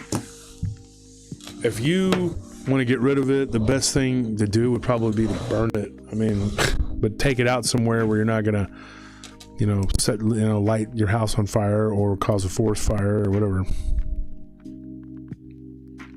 But I think that would probably be, what would you think, Anthony, the most appropriate way to handle getting rid of a Ouija board? I would just throw it out. Just throw it out? Yep. Throw it out somewhere far away from your house. You get back home and it's there waiting for you. Wanna play? I'll throw that Ouija board. It was more stubborn. I'll throw it out 1,000 times. Eventually it'll give up. I'll get tired.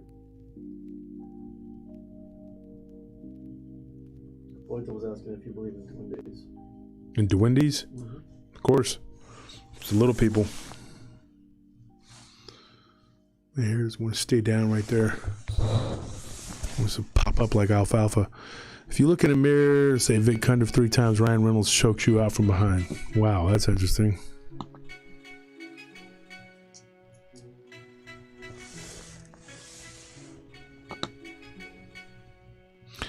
Yeah, Lamp of Light says no, burn it so nobody else uses it.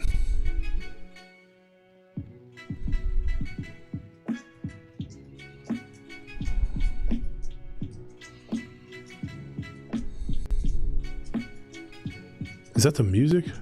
It's pretty loud.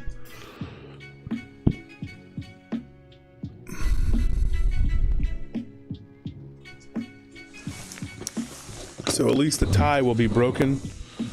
And I'm going to announce the winner at 10 o'clock. We got 9 minutes for the contest.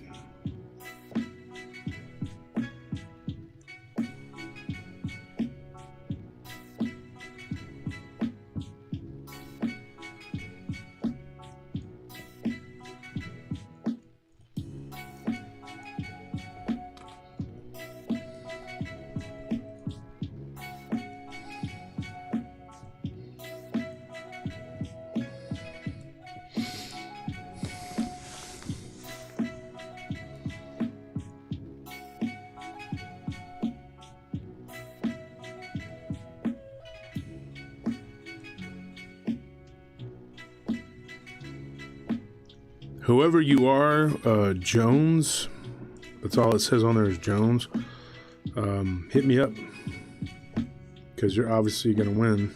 You're running away with it in first place. I'm going to go ahead and call that one. There's no way that anybody's going to catch that.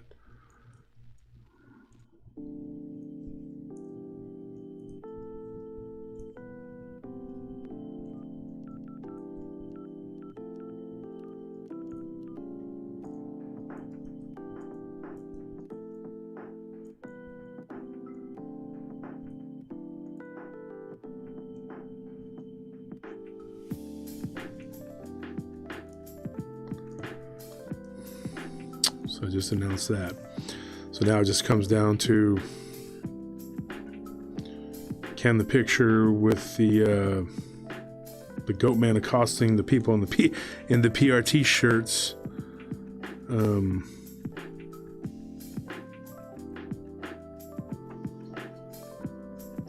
why do the people in the PRT shirts got to be getting attacked by this thing? Okay, goat man, you know what? You're gonna come at my listeners with that axe. It's on, dog. You know what? Sign the waiver, my friend. We're gonna do it. You want to use weapons? Okay. You want to play games? Let's play games. I'm gonna break up your horns, and I'm gonna use them to stab you so many times that you don't want to be stabbed again.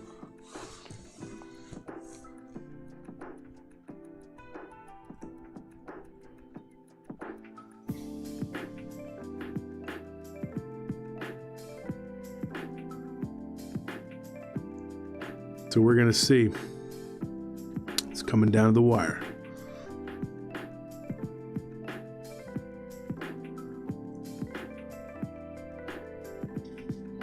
Six minutes, folks, to go get your votes in over there. Paranormal Round Table.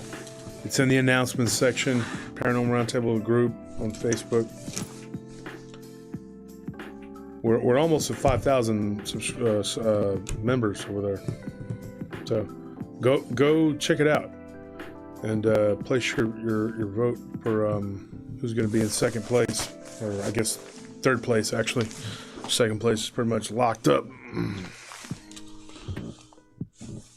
Looks like the signature is from the same person, so it's pretty good. You actually drew two pictures that were, there's no rule says you can't draw more than one picture.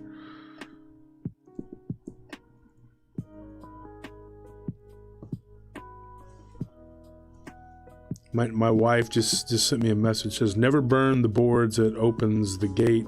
You have to give the board away or bury it. Okay, honey, why would I give the board away to someone else that's going to use it to cause chaos and mayhem? But burying it, eventually maybe it'll rot. I don't know.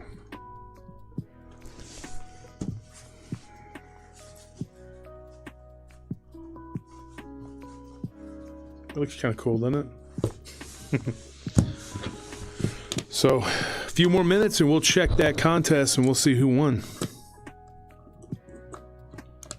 And if you are a Patreon, we want to do a little something for you. We're going to come up with something to send everybody. A little token, something. You got to get something.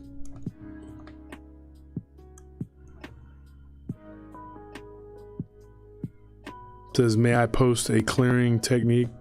Sure, I don't care. Drop them off at a gang member houses. Okay, whatever.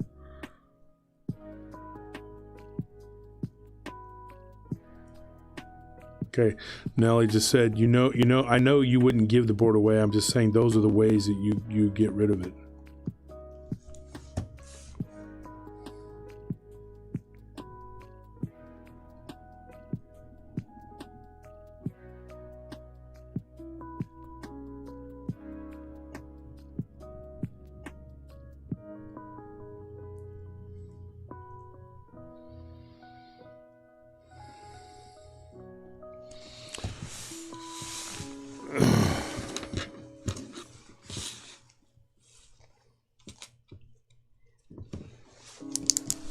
See, someone allowed the dogs out. He was too close. The dogs attacked him, messed up to the small kid. Let's see.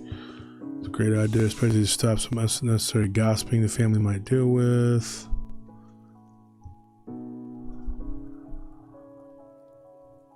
Somebody said give it to their mother-in-law. I guess if you don't like your mother-in-law, something you could do.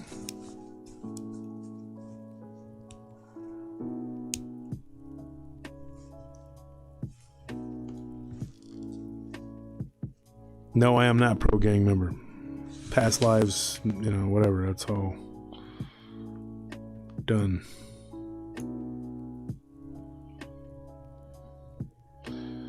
Ever listen to Jeff Nadolny? No, I do not.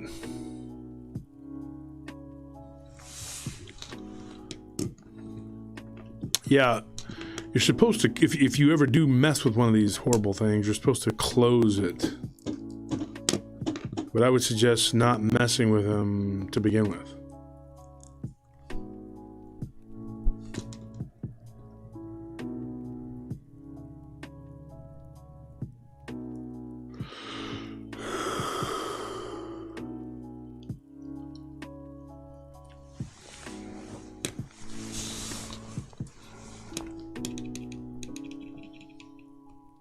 Yeah, best not to buy one. I would say let's just not buy them.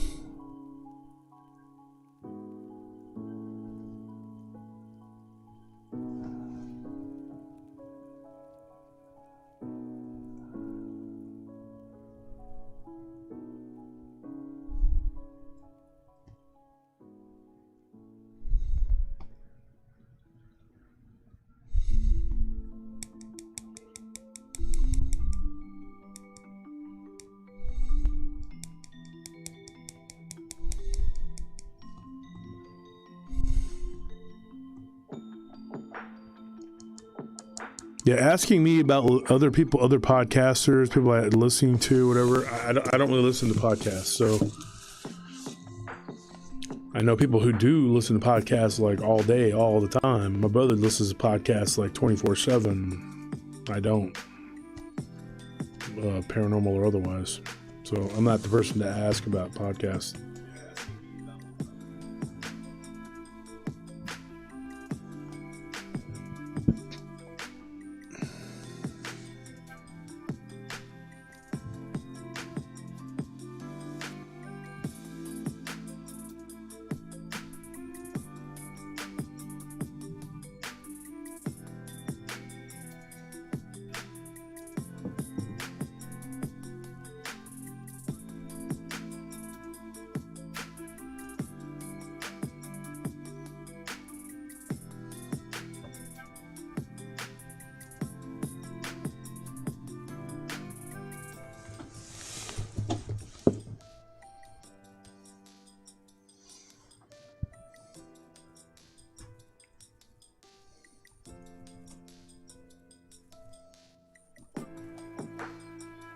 Let's see where we're at. It's 10:01 now. We're going to call this.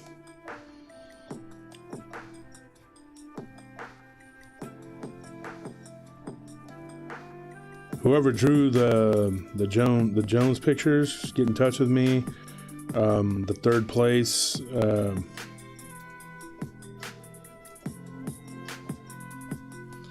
I know it's the goat man who's got the axe, and he's harassing the 2 PRT listeners.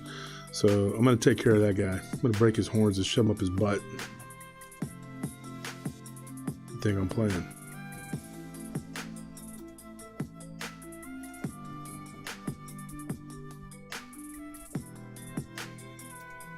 So I know who drew that picture.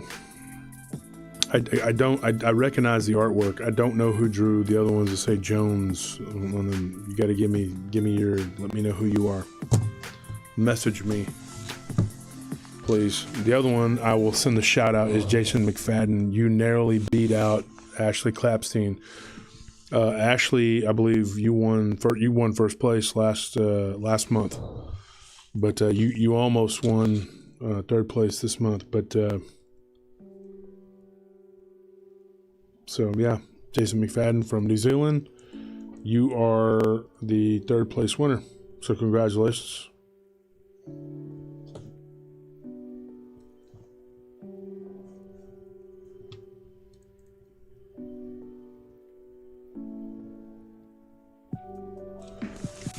So that's what we're dealing with. So I'll get in touch with you, Jason, and congratulations on your third place. A lot of good ones though, man. The top one, like as always, Roger Carter did a really good job. I want to mention that. The second one was very unique. What is this one right here? Let me take that bottom there. I don't know if you can see it. It's hard to see the phone with the... That was a pretty unique one. This one it got a lot of likes too. And that was drawn by one of Jaren Kaiser's children. I think she's like 12 or 13. This one was one of my favorites because to me it looked the most like it. The goat man. I can get a look at that. And this was another good one. I got a good spot there. That's a good one. This one was weird looking, man. It was almost like something out of Pan's Labyrinth. Like I'm trying to get it to where it's not so bright. That was pretty cool. But this is the winner. You can see, I don't know.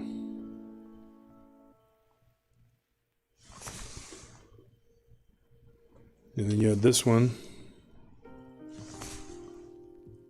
And this was Ashley's work. I'd recognize it anywhere. Ashley Clapstein. Not doing it justice, folks. I mean, it's just, you're looking at it there. That one is Jason McFadden. He came in third place. Very, very good. This is the second place one. And then you have this one, which was, that's going to be so light. I can't even see that one. These two were submitted late, so they got in late, and so, but so they didn't really get to get many likes. But they got their submissions in, but it was just a little bit late. If it was up to me, I'd give everybody something, but I just can't. There's too many good things, too many good ones. So remember the P.O. Box, folks. I gave it to you. Now you understand how everything's pre-recorded on Fridays, even though we have a live chat on there. And sometimes I'll drop in. I usually drop in at some point in the live chat if I'm not too busy.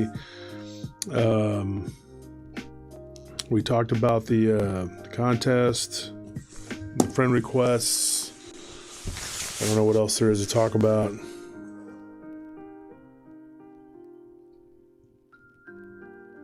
Will I have Vic on again soon? He was on briefly a couple weeks ago. I called him up and we chatted, but that's up to him if he wants to come on. I mean, I talk to him every now and then, so I mean I could have him come back whenever, if he's not too busy or whatever.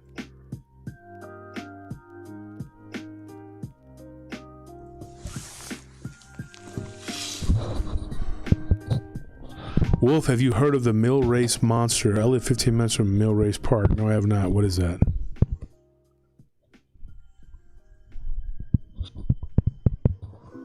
Would it be an insult if someone said Goatman was the goat? An insult to who?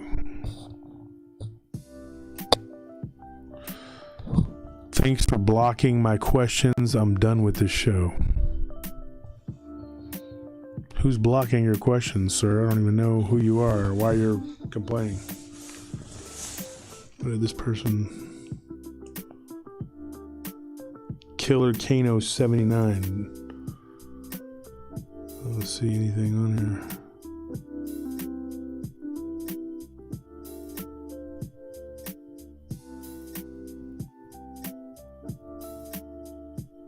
I don't even see what you posted to begin with.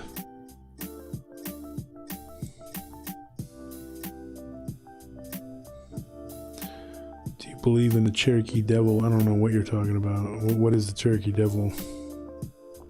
Stories from Pennsylvania? Yep, got a lot of them. Anyone else on the treadmill right now?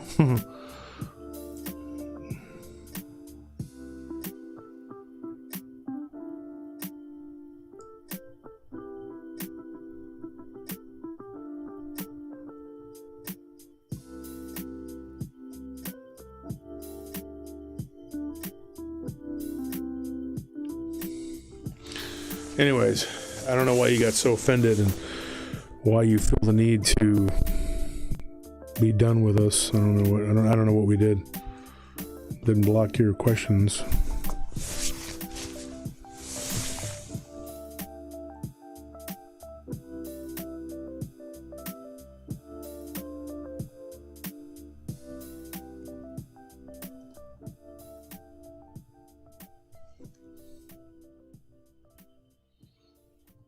Bunch of stuff just came through.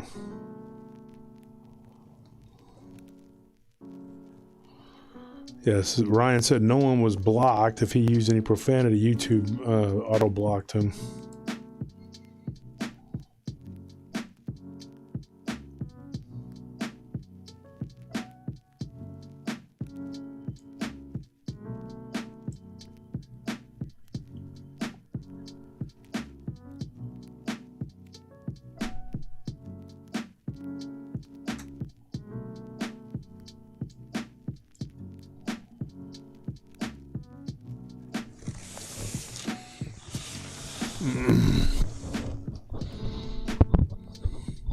Everybody start pestering Ryan so we can get the Whisper to a Scream back on track. Tell him we need to get this going.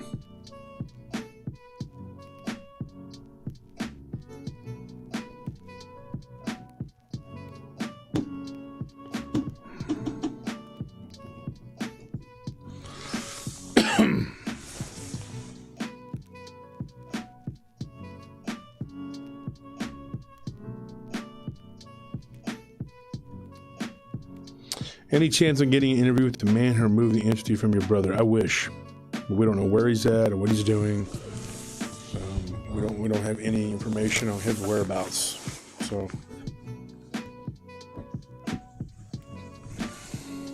Oh, so what's next month's picture, Wolf? Chupacabra. Chupacabra.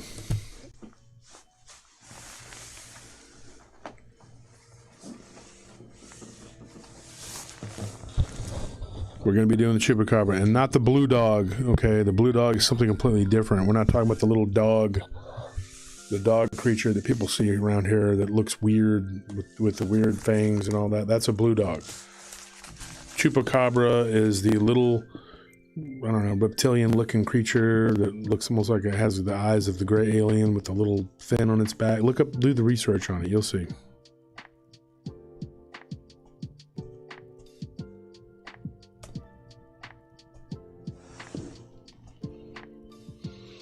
Says, let's record this week. Thursday sounds good to me. Thursday, I'm supposed to be recording with Dark Waters. I don't know if that's going to work, Ryan, but we got to get it going here at some point.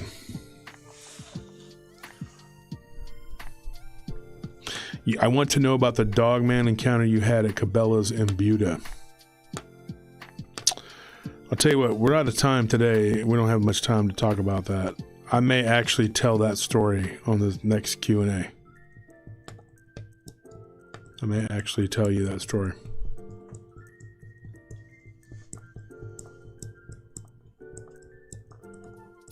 It's a skinwalker story. Pretty sure it was not a dog man.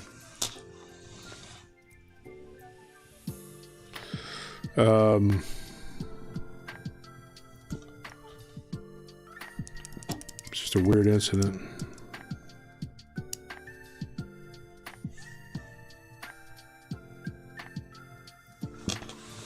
It was just like more annoying than anything. Says, I'll be in Dallas in a few weeks. Can we have a beer while I'm in Texas? Don't know if I'll be up that way. Dallas is 2.5, 3 hours away from me. So, yeah.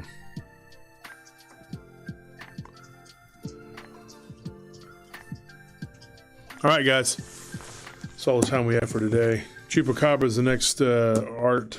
We're going to do one every month for a while.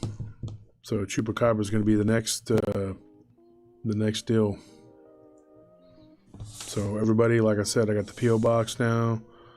Well, if you can't draw, you can vote.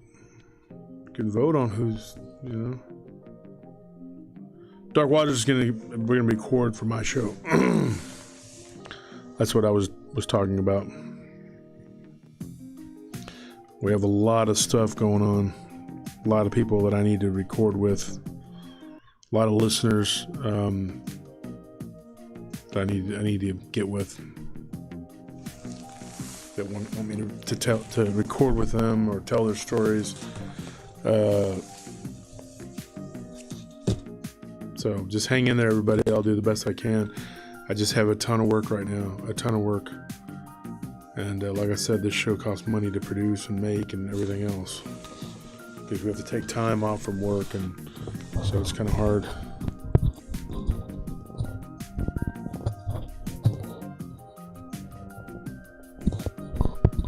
It says, would you consider throwing that key away on film? It would change a lot of people's perspectives to see it reappear. Okay, let me ask you, how are you going to see it reappear? I could throw it out the window and then it could show back up at the house. I mean, like, I don't know. What do you mean throw it away? Where? Because no matter where you throw it away, people can say that you went and got the key after off camera and then you brought it back, which I wouldn't. But a rake is Chupacabra's worst enemy? I had no idea.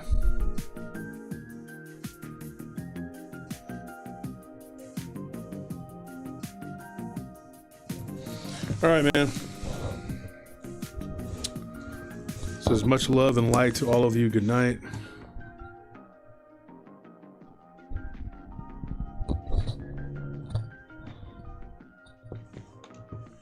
Throw it in a lake.